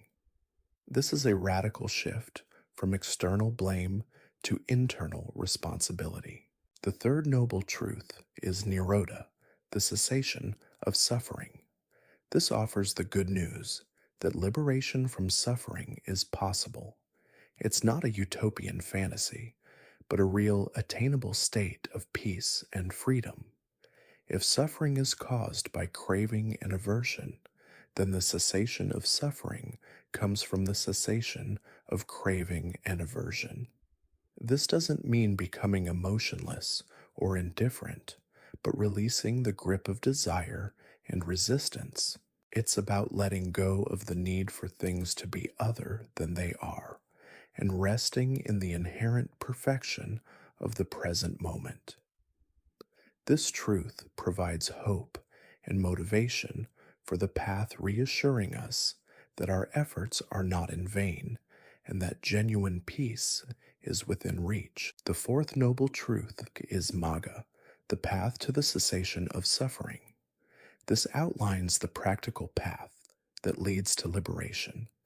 In Buddhism, this is traditionally articulated as the Noble Eightfold Path, encompassing right understanding, right thought, right speech, right action, right livelihood, right effort, right mindfulness, and right concentration. This framework provides a comprehensive and practical approach to working with difficulty. Rather than denying pain or becoming overwhelmed by it, we acknowledge its presence. Rather than blaming others or circumstances for our distress, we look at how our own mental habits may be contributing to it. Rather than resigning ourselves to suffering as inevitable, we recognize the possibility of freedom. And rather than floundering without direction, we engage with practices that gradually transform our relationship to difficulty, leading us toward genuine liberation and flourishing. In Zen, this path is not primarily conceptual or intellectual, it is deeply experiential. The theoretical framework of the Four Noble Truths provides a map, but the actual journey is walked through direct engagement with our experience. Through Zazen practice, we systematically develop the capacity to be with whatever arises without being carried away by it. We learn to observe thoughts and emotions without automatically believing or acting on them. We discover the vast open space of awareness within which all experiences, pleasant, unpleasant, and neutral, come and go. This space of awareness remains unharmed, untainted, and undisturbed even by the most painful and turbulent experiences. It's the silent witness that remains steady amidst the storm. This capacity to be with difficulty without being defined by it transforms our relationship to suffering. Pain may still arise, that's part of being human, but we add significantly less suffering to it through resistance, judgment, and identification. We learn to feel emotions fully without being controlled by them, and to face challenges clearly without being overwhelmed by them. This is the profound freedom that Zen offers. A powerful Zen story perfectly illustrates this transformed relationship to difficulty and the essence of the second arrow teaching mentioned earlier. A senior monk and a junior monk were traveling together and came to a river with a strong current. As they prepared to cross, they saw a beautiful young woman waiting on the bank, unable to cross on her own without ruining her silk kimono. Despite monastic vows that strictly forbade touching women, the senior monk, without a moment's hesitation, simply picked her up, carried her across the river, and gently set her down on the other side. The two monks continued their journey in silence for several hours. Finally, the junior monk, unable to contain his inner turmoil and moral indignation, burst out. As monks, we are not supposed to touch women, especially beautiful ones. How could you do that? The senior monk, calm and unperturbed, replied, I put the woman down hours ago. Why are you still carrying her? This story points to the profound mental freedom that Zen cultivates. The physical act of carrying the woman was the first arrow, a direct necessary action in a particular circumstance. The junior monk's internal struggle, his judgment, his rumination, and his clinging to the monastic rule long after the event was over, was the second arrow, the self inflicted suffering born of mental entanglement. The elder monk, having responded appropriately to the situation, immediately let go of the event in his mind. He wasn't bound by rigid rules in a way that prevented compassionate action, nor was he burdened by unnecessary guilt or self righteousness afterward. This parable highlights the ability to respond appropriately to each unique situation without being bound by rigid rules or carrying unnecessary mental burdens. The younger monk was trapped in his ideas about what should have happened, while the elder monk simply did what was needed in the moment and then moved on without rumination. This freedom from mental entanglement allows for far more skillful and compassionate navigation of life's inherent complexities. The Zen approach to emotions differs significantly from common cultural responses, avoiding both the extreme of suppression and the extreme of indulgence. Rather than seeing emotions as problems, to be eliminated undesirable intruders, to be pushed away, or as impulses to be automatically followed and acted upon, Zen teaches us to create space around our feelings. It encourages us to feel them fully, to experience their raw energy and sensations in the body, while simultaneously recognizing that they are temporary phenomena, like visitors passing through a guest house, rather than defining truths about who we are. Consider the subtle but crucial difference between saying, I am angry, an identification that fuses us with the emotion, making it feel absolute and all encompassing, and saying, anger is arising, or I am experiencing anger, which creates a subtle but vital space, allowing us to observe the emotion rather than being consumed by it. The first statement implies a fixed identity, with the emotion making it harder to disengage. The second acknowledges the presence of the feeling while maintaining an awareness of the observer. This shift in language reflects a fundamental shift in our internal relationship to the emotion. It doesn't diminish the intensity of the feeling itself, but it fundamentally changes our relationship to it. We can feel strong emotions, even overwhelming ones, without being completely controlled by them or losing our sense of self. A Zen teacher once brilliantly compared this relationship to emotions to hosting guests in your home. When a guest arrives, you welcome them in. You offer them tea, you listen to what they have to say. You acknowledge their presence, but you don't allow them to move in permanently, take over your entire house, or dictate how you live your life indefinitely. Similarly, we can welcome our emotional guests, be they joy, sadness, anger, fear, or envy, with open awareness. We neither push them away suppression, nor allow them to take over our inner household and run rampant indulgence.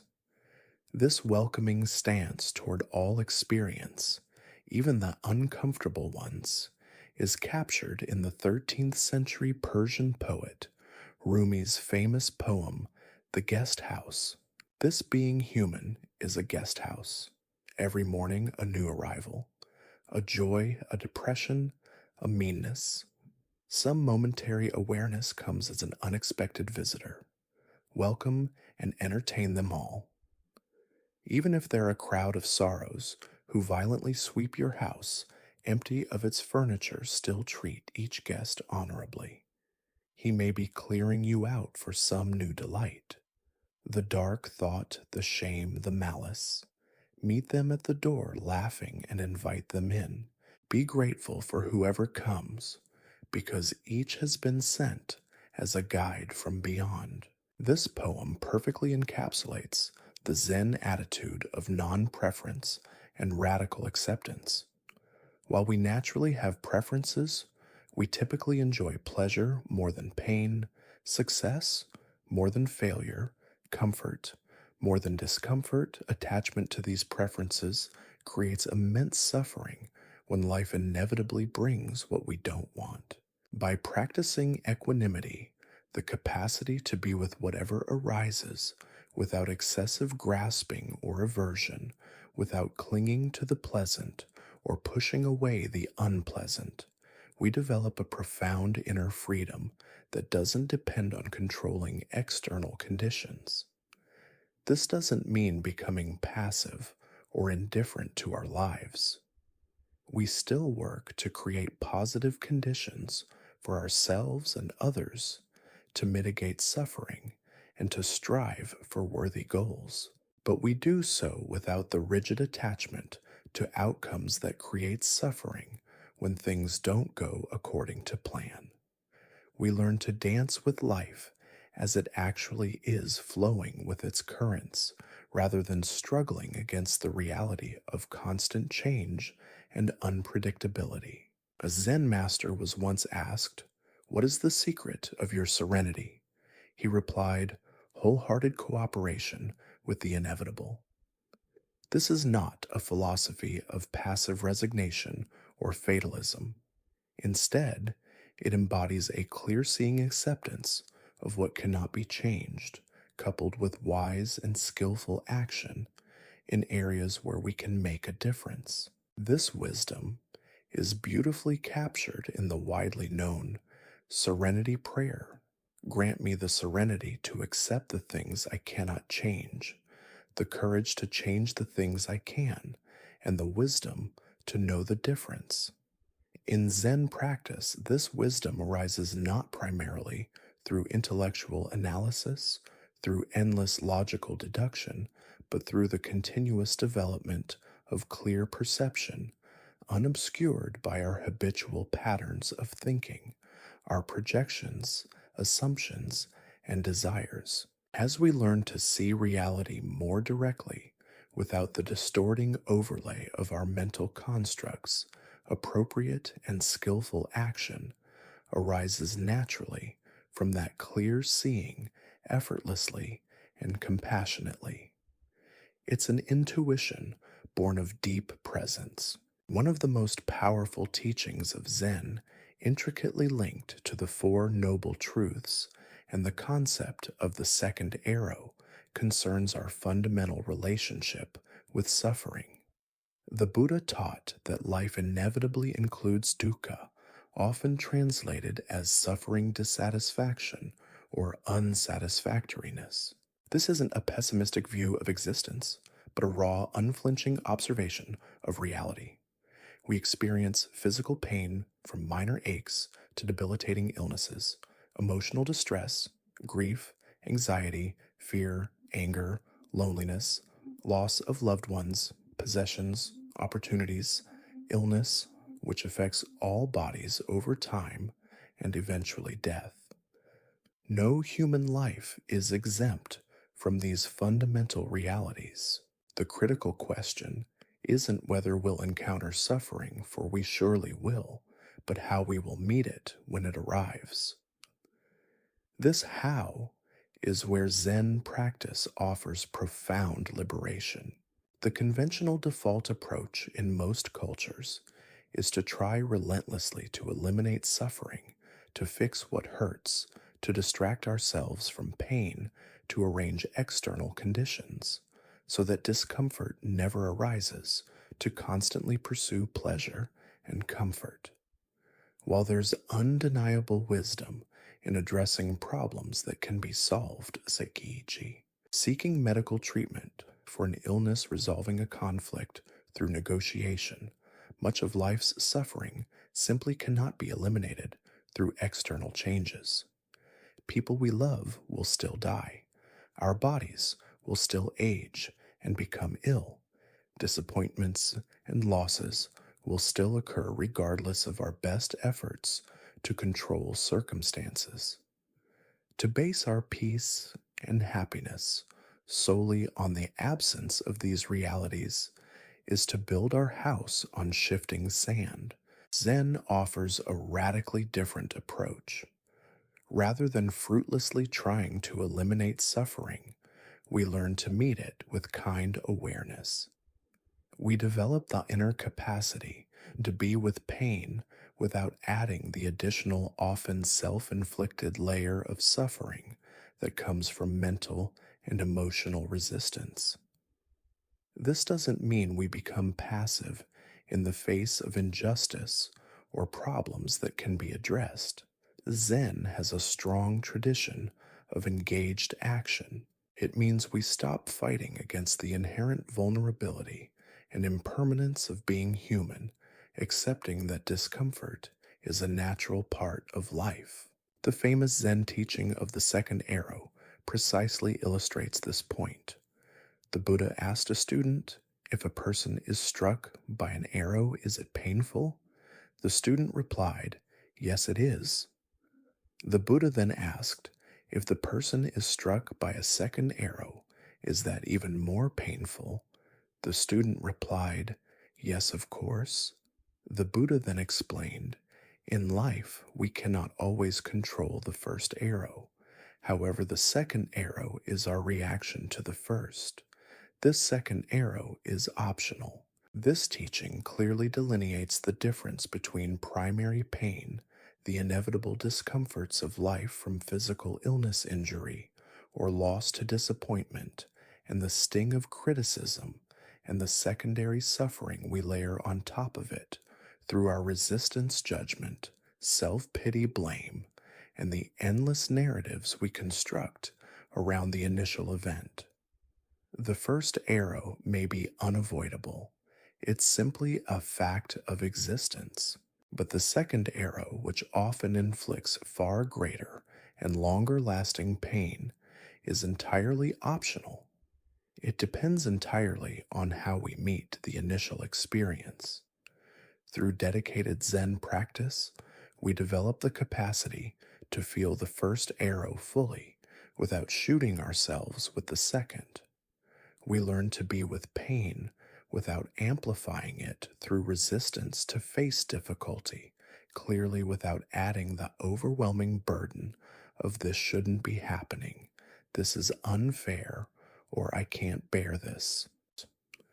This doesn't eliminate life's challenges, but it fundamentally transforms our relationship to them, dramatically reducing unnecessary suffering and freeing up vital energy for skillful, wise response. This perspective is particularly valuable and indeed essential in times of loss and grief. When someone we love dies, when a significant relationship ends, when our health fails, or when a cherished dream collapses, it is entirely natural and appropriate to feel intense pain, sorrow, and loss. Zen does not ask us to suppress this pain, to pretend it's not there, or to transcend it prematurely with spiritual platitudes. Instead, it invites us to be fully present with grief, to allow it to move through us like a powerful wave without resistance. We learn to create space for it, to acknowledge its presence, knowing that, like all experiences, it will change over time. Grief, when allowed to flow without clinging or resistance, eventually transforms and softens, allowing for healing and integration. The practice of being present with suffering, rather than trying to escape or deny it, develops a profound inner quality that Zen calls equanimity, upekkha in Pali. Equanimity is not emotional flatness, cold detachment, or indifference. It is rather the capacity to be with the full, rich, and often challenging range of human experience without being thrown off balance, without being overwhelmed or swept away by any particular feeling. It is a profound inner stability, a groundedness that can hold joy and sorrow, pleasure and pain, success and failure, praise and blame without being dominated by any of them. It's the ability to remain centered amidst life's inherent ups and downs. This equanimity is beautifully illustrated once again in the well known story of the farmer whose horse ran away. His neighbor said, "That's terrible luck." The farmer replied, "Maybe." The next day, the horse returned, bringing 3 wild horses with it.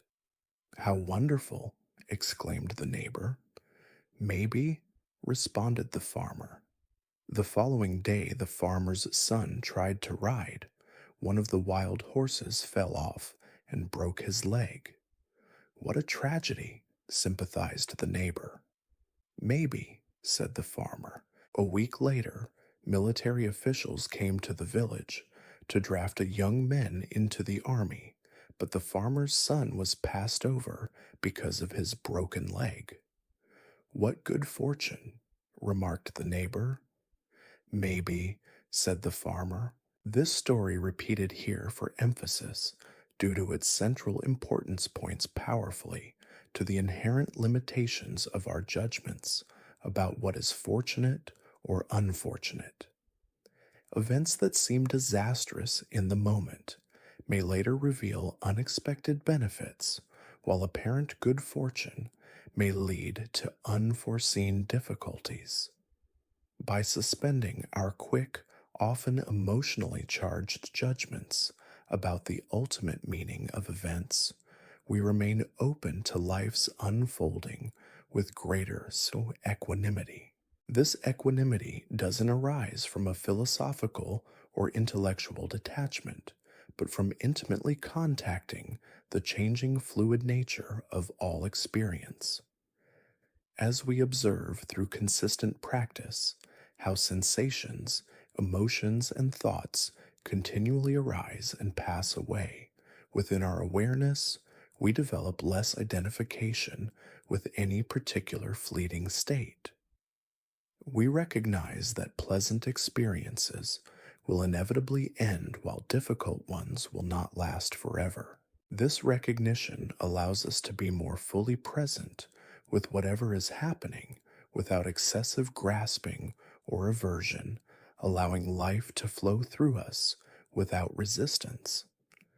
The Zen perspective on time also offers a profound and radical liberation from much of our common suffering. As previously noted, a significant portion of our anxiety stems from dwelling on the past, replaying old wounds, regretting past actions, or romanticizing the good old days, or from worrying about the future, anticipating problems, planning excessively, or projecting fears.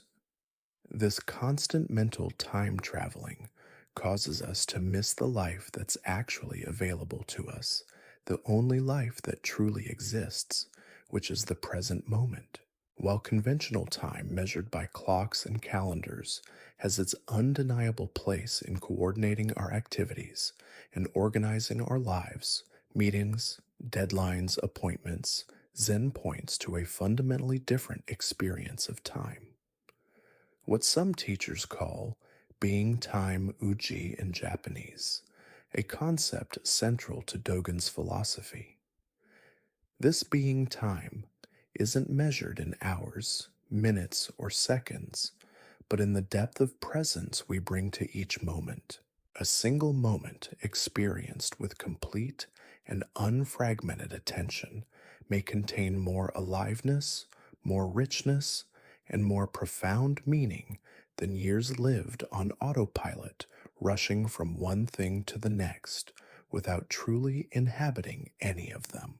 As we consistently practice bringing our full awareness to each activity, whether it's formal meditation, a conversation with a loved one, engaging in our work, or simply resting, we discover that the present isn't a thin, fleeting slice between an overwhelming past and an uncertain future.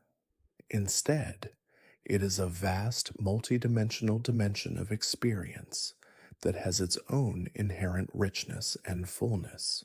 It's the ground of being always accessible, always available beneath the turbulence of conceptual thinking. This shift in our relationship to time profoundly transforms how we live. Rather than constantly rushing toward the next thing, perpetually feeling that happiness is somewhere else, always in the future, we discover the deep satisfaction and completeness available in this very moment. This doesn't mean we stop planning for the future or learning from the past. It means we do so from a foundation of present awareness rather than being lost in thought, caught in endless mental loops of regret or anxiety. The difference is palpable, like the difference between being utterly lost within a dream swept away by its narratives and emotions, and being awake within the dream, aware that you are dreaming, and thus able to observe the dream's events with a sense of clarity and detachment. We engage with our past and future as aspects of the present, rather than allowing them to pull us out of the present. A Zen story illustrates this perspective on being carried away by unexamined habits and momentum. A man on horseback appears to be in a great hurry galloping at full speed. A bystander observing his frantic pace calls out, "Where are you going in such a rush?" The rider, without slowing down, yells back, "I don't know. Ask the horse." This parable brilliantly shows how many of us live our lives. We are often carried along by deeply ingrained habits, societal expectations, unconscious momentum, and reactive patterns. We rarely pause to question our direction, to discern our true values, or to make conscious, intentional choices about how we're using our limited and precious time on earth. We are effectively riding the horse of our conditioning without truly being in control. Zen practice helps us to take the reins back from this runaway horse of habit. Through developing present awareness, through the consistent and gentle cultivation of mindfulness, we become more intentional about how we live. We become more conscious in our choices, more able to align our actions with our deepest values and intentions, rather than being driven by unexamined conditioning and automatic reactivity. This intentionality doesn't imply rigid control or micromanagement of every moment. Instead, it fosters a responsive alignment with life as it unfolds. Like a skilled sailor who understands the wind and the currents and works with them rather than futilely struggling against them, we learn to navigate life's ever-changing conditions with awareness, adjusting our course as circumstances change while maintaining clarity about our fundamental direction and purpose. The journey of Zen is, in its deepest sense, a journey home. It is a return to our true nature, which has been present all along, but has been obscured by layers of conditioning, confusion, and deeply ingrained habitual patterns of thinking. This homecoming isn't about becoming something different than what we are, or transforming into a new, perfected version of ourselves. It's about recognizing what has always been here, resting beneath the surface turbulence of our ordinary minds waiting to be unveiled. In Zen teachings, this recognition is sometimes described as seeing one's original face before one's parents were born.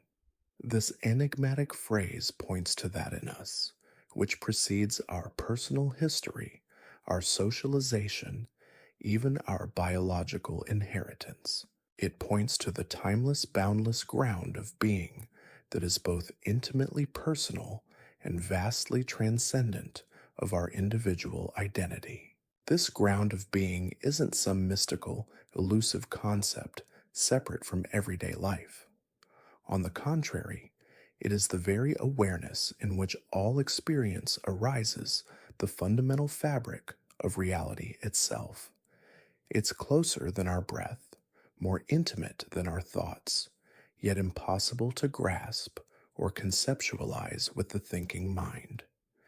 It can only be known directly experientially through a radical shift in perspective that Zen practice helps cultivate. It's the screen upon which the movie of our life plays the space in which all phenomena arise and pass away. A Zen story beautifully illustrates this shift in perspective and the recursive nature of Zen teaching. A monk asked Master Huangbo, the sixth patriarch of Zen, "What is the meaning of Bodhidharma coming from the West?" A traditional question about the ultimate essence of Zen's transmission from India to China. Huangbo, instead of offering a conceptual answer, replied, "What is the meaning of asking about Bodhidharma?" This response immediately points the questioner back to the awareness that is asking the question. The very consciousness that is seeking understanding, the very who that is posing the question, is itself what is being sought. This recursive pointing is characteristic of Zen teaching, which aims not to provide new information or complex theories, but to help us recognize what is already present, already here, yet often overlooked due to our habitual outward focus.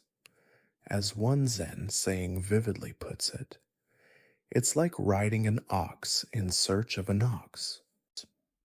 The very capacity for seeking is in itself evidence that what we're looking for is already our fundamental nature. In our daily lives, we often miss this fundamental truth of our original face, or the ground of being, because our attention is habitually directed outward toward objects and experiences in the world, or inward toward the transient contents of our thoughts and emotions. We seldom pause to notice the awareness itself in which all these phenomena appear. It's like looking so intently at the content of a movie, the characters, the plot, the special effects, that we completely forget the screen on which it's projected. The screen is always there, providing the space for the drama to unfold, but our attention is almost entirely absorbed by the fleeting images. Zen practice, particularly through Zazen, helps us recognize this screen of awareness, not as an abstract philosophical concept, but as our most immediate moment to moment experience. In Zazen, as we sit quietly observing the rising and falling of the breath, the coming and going of thoughts, and the arising and passing of sensations, we begin to notice that which is observing. This noticing isn't something we can grasp, capture, or control. It's a natural recognition that arises when we stop identifying exclusively with the constantly shifting contents of consciousness. We simply rest in the awareness itself. A Zen teacher compared this recognition to walking into a room where a television is playing an intense drama. If we're immediately absorbed in the story, we might experience strong emotions, fear, joy, anger, sadness about the characters and their predicaments as if they were happening to us. But if we maintain an underlying awareness that this is just a show, this is just a television screen, we can still appreciate the drama, feel the emotions, but without being completely taken over by it. Similarly, Zen practice helps us recognize that our thoughts and emotions are real, they have their power, but they are not ultimately defining. They are like weather patterns moving through the vast open and unchanging sky of our awareness. The storm passes, but the ski remains. This recognition doesn't make us detached or dissociated from life. Quite the opposite. Paradoxically, it allows for greater intimacy with experience.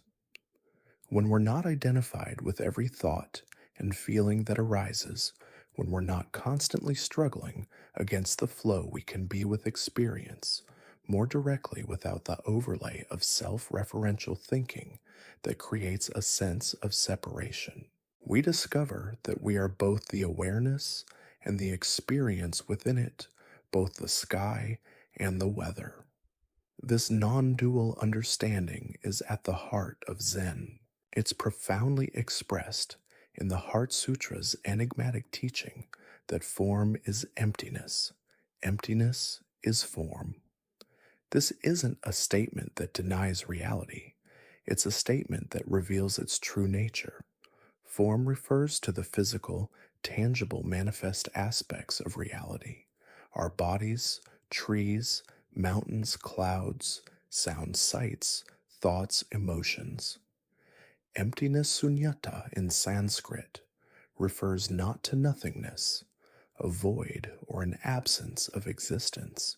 Instead, it points to the ungraspable fluid, interconnected, and impermanent nature of reality, its lack of fixed, independent existence. To say that form is emptiness means that nothing in the physical world, no phenomenon exists as a separate, unchanging entity with inherent self nature. Everything is interdependent, constantly arising and passing away, empty of fixed self. To say that emptiness is form means that this flowing, ungraspable, interdependent reality manifests as the very tangible world we experience. The boundless nature of reality is not separate from its particular manifestations. It is in and through them. Consider the metaphor of a wave in the ocean again. From one perspective, the wave appears as a distinct entity with its own unique characteristics. It has a certain height, shape, and movement. We might give it a name like that big one or this little ripple. Yet, from another deeper perspective, the wave is utterly inseparable from the ocean itself. It is made entirely of water, continuously changing form, rising from the vastness of the ocean, having its moment of distinct manifestation, and eventually merging back into the boundless vastness from which it arose. The wave is both distinct and fluidly part of the ocean simultaneously. So too with our experiences, our emotions, and even our most cherished sense of self. They arise temporarily, have their moment, and pass away, all within the boundless, unchanging field of awareness. This understanding of non duality and impermanence radically transforms our relationship to suffering. When difficult emotions arise, anger, fear, grief, anxiety, boredom, frustration, we can recognize them not as personal flaws or permanent afflictions, but as waves in the ocean of our consciousness. We don't need to suppress them, which is like trying to flatten a wave, or be overwhelmed by them, which is like being drowned by a wave. We can allow them to move through us with awareness, knowing they are temporary manifestations, just like waves, rather than defining truths about who we are. We simply observe the wave, allow it to rise and fall, knowing that it will eventually return to the vastness of the ocean. A famous Zen story illustrates this perspective, beautifully focusing on the nature of anger. A monk came to his teacher, deeply troubled by persistent feelings of anger that seemed incompatible with his spiritual path. Master, he said, I keep feeling angry despite all my practice. What should I do? The teacher, with his characteristic directness, replied, Show me this anger. The monk, confused, looked around then within himself and admitted, I'm not angry right now, but it keeps arising. The teacher smiled and said, Ah, so it's not you. It visits sometimes, but it's not who you are. When it comes again, look at it closely. Examine its nature. See where it comes from and where it goes. Don't fight it or follow it. Just watch it with kind attention, and you'll discover its true nature.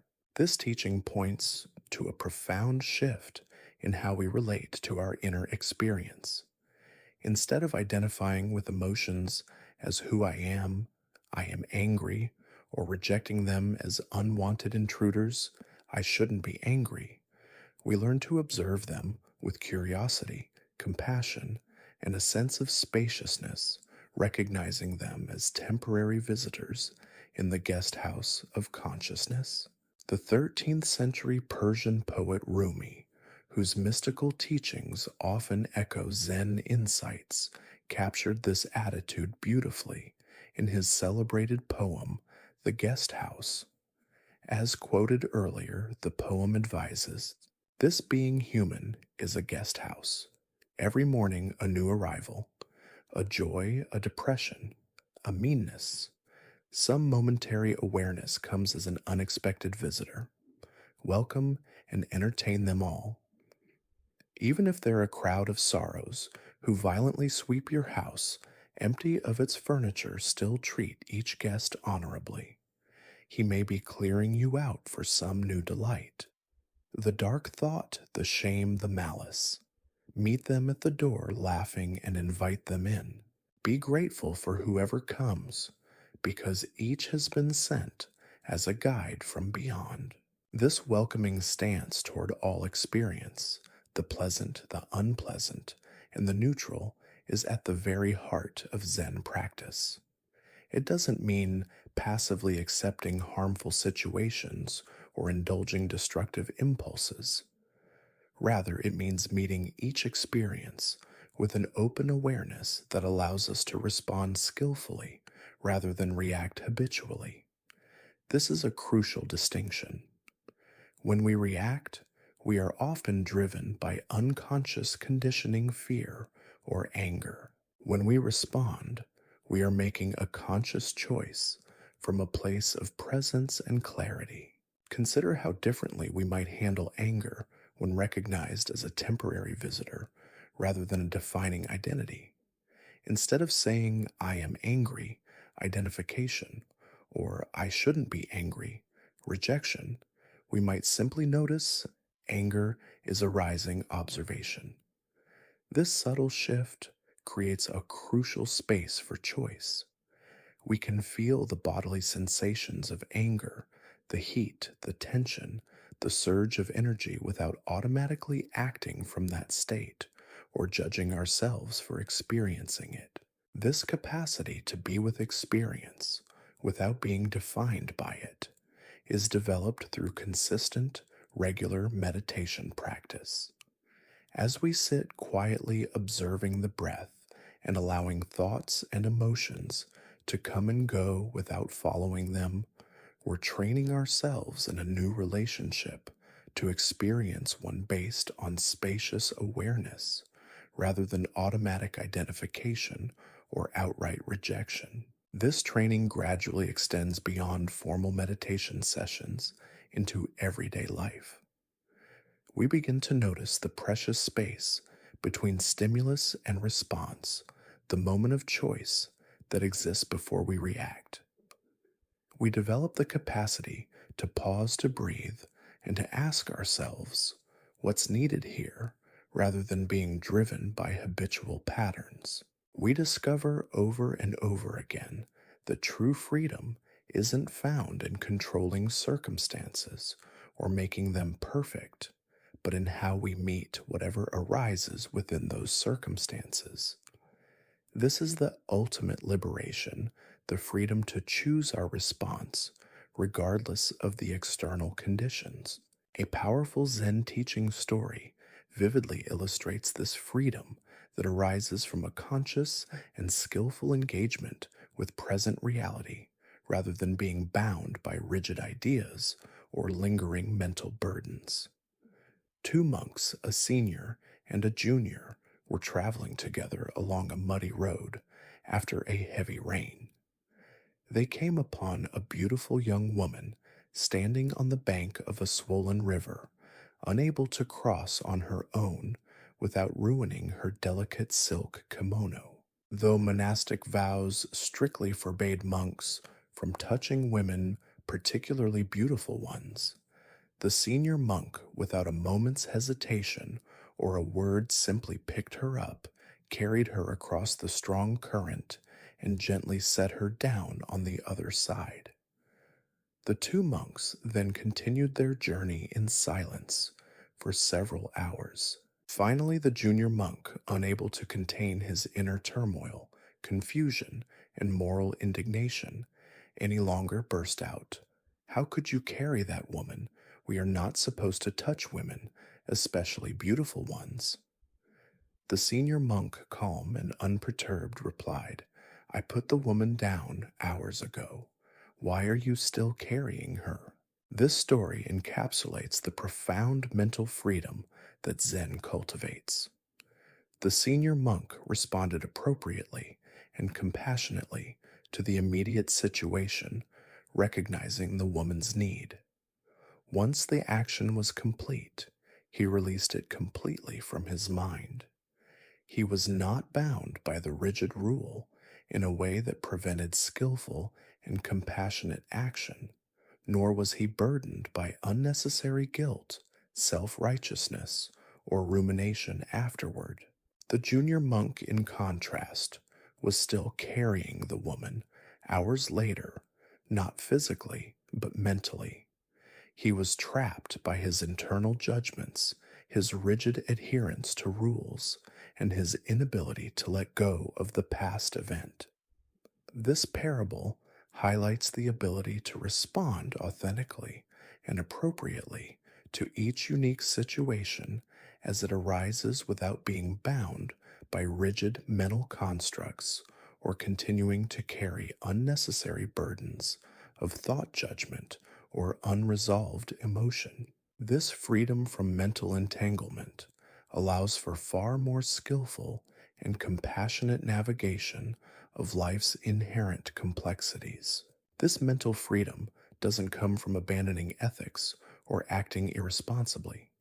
Instead, it arises from internalizing ethical principles so deeply that they inform our spontaneous, compassionate responses rather than functioning as external constraints that stifle our humanity. The spirit of this liberation is further expressed in a famously shocking statement by the Chinese Zen master Linji Rinzai. "If you meet the Buddha on the road, kill him." This statement is, of course, not advocating literal violence. It's a powerful and provocative koan that points to the ultimate importance of not turning even the highest spiritual teachings or even the revered figure of the Buddha himself into idols or fixed concepts that prevent direct perception and authentic, unmediated response. It's a radical call to transcend all dualities, all fixed ideas, and all attachments, even to spiritual enlightenment itself. The ultimate aim of Zen practice isn't to adhere perfectly to a set of principles or to worship an external image of Buddha, but to awaken to our true nature, what some traditions call Buddha nature, or our original face. This awakening isn't about becoming something other than what we are, or acquiring a new perfected identity. It's about recognizing what has always been present beneath the layers of conditioning confusion and all the ideas we have about ourselves. This recognition doesn't happen once and for all in a single dramatic flash.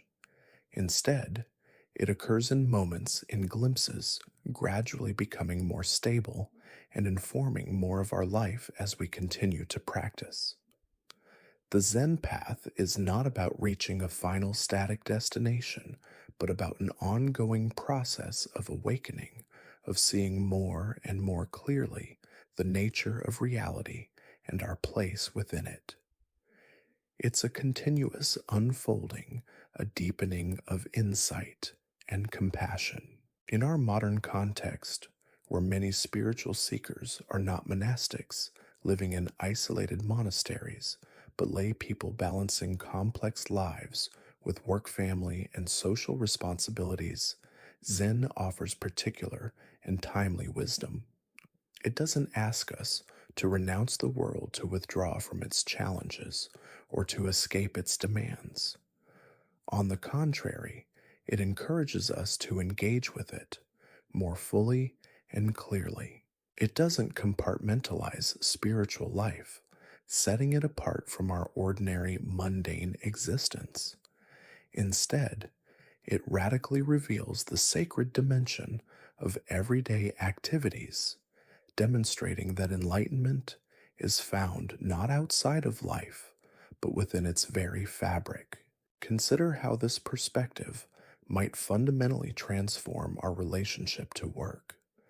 Rather than seeing our job as merely a means to earn money or achieve status, something to be endured until the weekend, we might approach each task, no matter how menial, as an opportunity for full engagement and an expression of care. Whether it's cooking a meal, writing a report, caring for a child, or cleaning a space, we can bring the same quality of presence, attention, and mindfulness that we cultivate in formal meditation. The chop wood carry water after enlightenment means that the ordinary is now infused with profundity. There's a well known story of a Zen master revered for his extraordinary presence and deep peace, even amidst a busy monastery life. When asked about his spiritual practice, he simply replied, "When I eat, I eat. When I walk, I walk. When I sleep, I sleep." The questioner, likely expecting a complex technique or profound philosophy, responded with confusion, "But that's what everyone does." The master smiled and patiently clarified, "No, most people eat while thinking about work, while thinking about recreation, and go to bed thinking about everything they didn't get done. They're never fully present for their lives."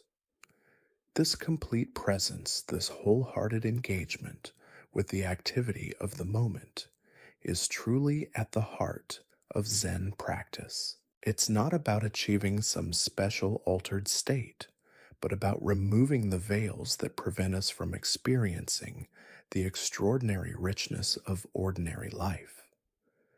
When we are fully present for the simple act of drinking a cup of tea, noticing its warmth, its aroma, its subtle flavor, or listening attentively to a friend, or feeling the gentle breeze on our skin, we touch a dimension of being that is inherently peaceful and complete.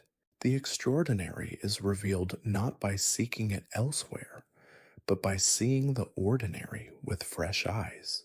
This quality of presence also profoundly transforms our relationships with others. So much of our interaction with others is filtered through our own projections, our assumptions, our past experiences with them, and our inner preoccupations. We often don't truly see the person before us, but rather our idea of who they are. Zen practice helps us to gently set aside these mental constructs and meet each person freshly with genuine curiosity, openness, and a willingness to truly encounter them in this moment. A powerful Zen teaching on this topic advises, when you listen to someone, listen as if they are revealing the secrets of the universe to you. This attitude of complete attention, of deep, non judgmental listening, is one of the greatest gifts we can offer another person. It creates a space of profound connection and allows for the experience of being truly seen and heard without judgment or agenda. This quality of listening extends to ourselves as well. Many of us carry a harsh inner critic, a relentless voice that constantly judges, finds us lacking, and tells us we are not good enough. Zen practice helps us recognize this voice not as an ultimate truth, but as conditioned thinking, a collection of ingrained habits, beliefs, and societal messages that we have internalized. As we develop the capacity to observe these self critical thoughts without automatically believing them or becoming entangled in their narratives, we create vital space for a more compassionate relationship with ourselves. This self compassion isn't about indulgence or lowering our standards. Rather, it's about relating to ourselves with the same kindness, understanding, and acceptance we would offer a good friend. It recognizes our shared humanity, including our inevitable mistakes and imperfections, without using them as grounds for relentless self condemnation. It is the beginning of true self acceptance, which is the foundation for genuine compassion towards others. The Zen perspective on effort is particularly valuable in our modern culture, which often equates effort with forcing striving and a relentless push for achievement. Many of us have been conditioned to believe that trying harder is always the answer, that sheer force of will can overcome any obstacle. Zen offers a dramatically different perspective, one that might be called effortless effort or non doing Wu Wei in Taoist philosophy, a concept that deeply influenced Zen. This doesn't mean passivity, laziness, or apathy. It's not about giving up. Instead, it describes a quality of engagement that isn't driven by frantic striving or dominated by the sense of a separate self making things happen. It's a relaxed yet highly attentive and effective way of being and acting. Consider the subtle yet profound difference between actively trying to fall asleep, which often results in increased wakefulness tension and frustration, versus simply creating the optimal conditions for sleep, a dark, quiet room, a relaxed body, and then allowing sleep to happen naturally. Or the difference between forcing a creative solution through sheer intellectual brute force and analytical grinding versus immersing oneself in a problem and then stepping back and allowing insight to arise spontaneously from a deeper, more integrated understanding. Some things, particularly profound insights, genuine creative solutions, or the natural settling of the mind, cannot be achieved through direct forceful effort. They require a different approach, creating the conditions, engaging fully, and then letting go of control, trusting in the natural process to unfold. This principle applies beyond formal zazen practice to many aspects of life. Often, our very effort to solve a problem keeps us locked in the same patterns of thinking that perpetuate the problem in the first place. Our attempts to force a solution from our limited habitual perspective can blind us to other possibilities. When we step back, allow space, and approach the situation with beginner's mind, with openness, curiosity, and a willingness to not know, new possibilities often emerge that weren't visible from within our habitual constrained perspective. The solution frequently arises organically from the spaciousness of non striving, from a deeper connection to the inherent wisdom of the situation itself. A famous Zen story illustrates this approach, beautifully emphasizing the wisdom of allowing natural processes to unfold without premature or well intentioned but ultimately harmful intervention. A man noticed a butterfly struggling to emerge from its cocoon. Wanting to help and believing he was aiding its birth, he gently cut open the cocoon to free the butterfly.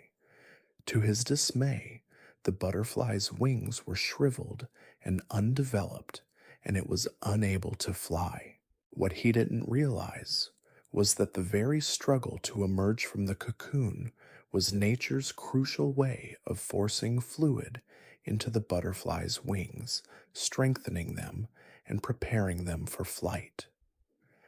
By helping, he had actually prevented the butterfly from developing the essential strength and resilience it needed to thrive. This story points to the profound wisdom of allowing natural processes to unfold in their own time without premature intervention. Sometimes the struggle itself is absolutely essential for growth development and the cultivation of inherent strength. This doesn't mean we never offer help or intervene when truly needed, but that we discern when assistance is genuinely supportive versus when it might prevent necessary and vital development. The Zen approach to difficulty is particularly valuable in times of significant change or profound uncertainty. When familiar structures fall away, a relationship ends, a job is lost, health declines, societal upheaval occurs. Our natural human tendency is to grasp for security and control, to desperately seek stability in a turbulent world. Zen invites us instead to remain open to not knowing, to embrace the spaciousness and vulnerability of life's inherent uncertainty. This isn't a call to recklessness or indifference, but a deep trust in our innate capacity to adapt and discover. In this vulnerable openness, when we release the need to control and predict, we may discover profound resources within ourselves that were previously hidden, obscured by our reliance on external certainties and our ingrained patterns of control. It is often in the dissolution of the known that the truly new and transformative can emerge. A Zen master was asked by a student, "How can I find peace in a world of such chaos and uncertainty?" The master replied, "You are seeking the wrong thing. Do not look for certainty in an uncertain world. Instead, develop the capacity to be at peace with uncertainty. This is true freedom."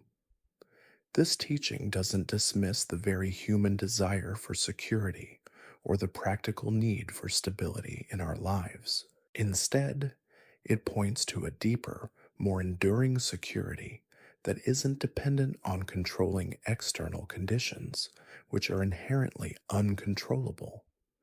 When we recognize the stable awareness that remains present through all changing experiences, the unchanging screen upon which the movie of life plays, we discover a boundless ground of being that provides continuity and presence regardless of external circumstances.